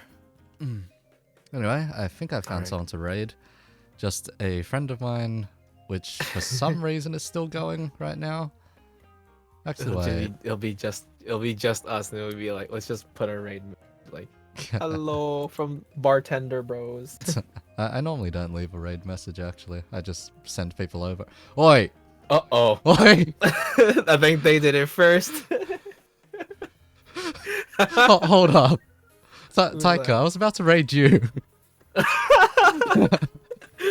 Yeah, I think he pulled the gun first. Yeah, he pulled the trigger first. Taika, no. That's funny. We just got finished talking Yeah, bartender we were stuff. just about to finish. Oh, Aina, maybe. I might shoot you over to Aina. Then. Oh, is Aina? Yeah, check Aina maybe. Mm-hmm. Maybe are the raiders still here? Let's see. Hold on. Aina is currently an hour and 20 minutes into their stream right now. Let's see. I picked either between Aina or the person I'm going to interview next week. People that are currently in the chat, hello, I'm Zal. I am the dragon bartender that owns Sanctuary, and I do cocktail streams, music, and a lot of other stuff. And here we're at the end of I'm at the end of being interviewed by Echoist, and I'm tired. Yeah. Hi, Zal, the dragon bartender. Right. Hello, Yagisawa Yonokawa. I'm the Tenga. Okay, I get mine. My mind was in the gutter for a second there. Yeah, Yagi is also. Yagi's also a bit more on the Utaite side of things, actually. Ooh. So I also sing. If you find her channel, then yeah, she's got a bunch of covers up there. And she I'm gonna go was a former one, stalk. but yeah. Anyhow. I'm gonna go stock now. What, are we gonna pass off the raid? Alright, let's see. So my options are between Aina or Rilu. I'll flip a coin. Oi, oi, oi, oi. Yagi? Yagi? No. Not like this. Oh. Ah. Yeah, try to never tune in on D&D whenever that happens. You'll see, you'll hear some very questionable things rather, but anyway. I should. Maybe I should tune in. It's on the late night side, on my side, so probably ridiculously early morning for you. True. Anyway. Sometimes I get to catch like Danny's streams. Danny's ones are at Apogee. weird times for me. It's at noon for me. Danny is the straight man in this campaign at times. Good lord. That's funny. That's great. All right. Okay, let's see. Sending them off to another stream. Okay, odds I send them to Rilu, evens I send them to Aina. And we got evens, so sending them off to Aina. All right. Okay. Sending off to Aina. I'm gonna say. Wait. Eh? Did Aina just? Oh hey, it's Sensei. Did Aina just Sensei finish? Samsy Hold has up. been here. Wait, Hold did up. Aina just finish? Aina? Oh crap! No, I think. wait. Wait. No, Aina's still doing stuff. Oh, PC restarted. Let's go. Oh, I see. Okay. Because for some reason wasn't popping up in my what's it called? Gotcha. Yeah, raid thingamajig. Oh, thanks, Sensei. Thanks, Alright. bro. We're ending at the moment. We're 3 hours in, so we're gonna go raid another friend. Alright. I'll send people off to Aina in 5, 4, 3, Good 2, night. 1. Oyazumi. And we're off air in 5, 4, 3, 2, Go. and 1.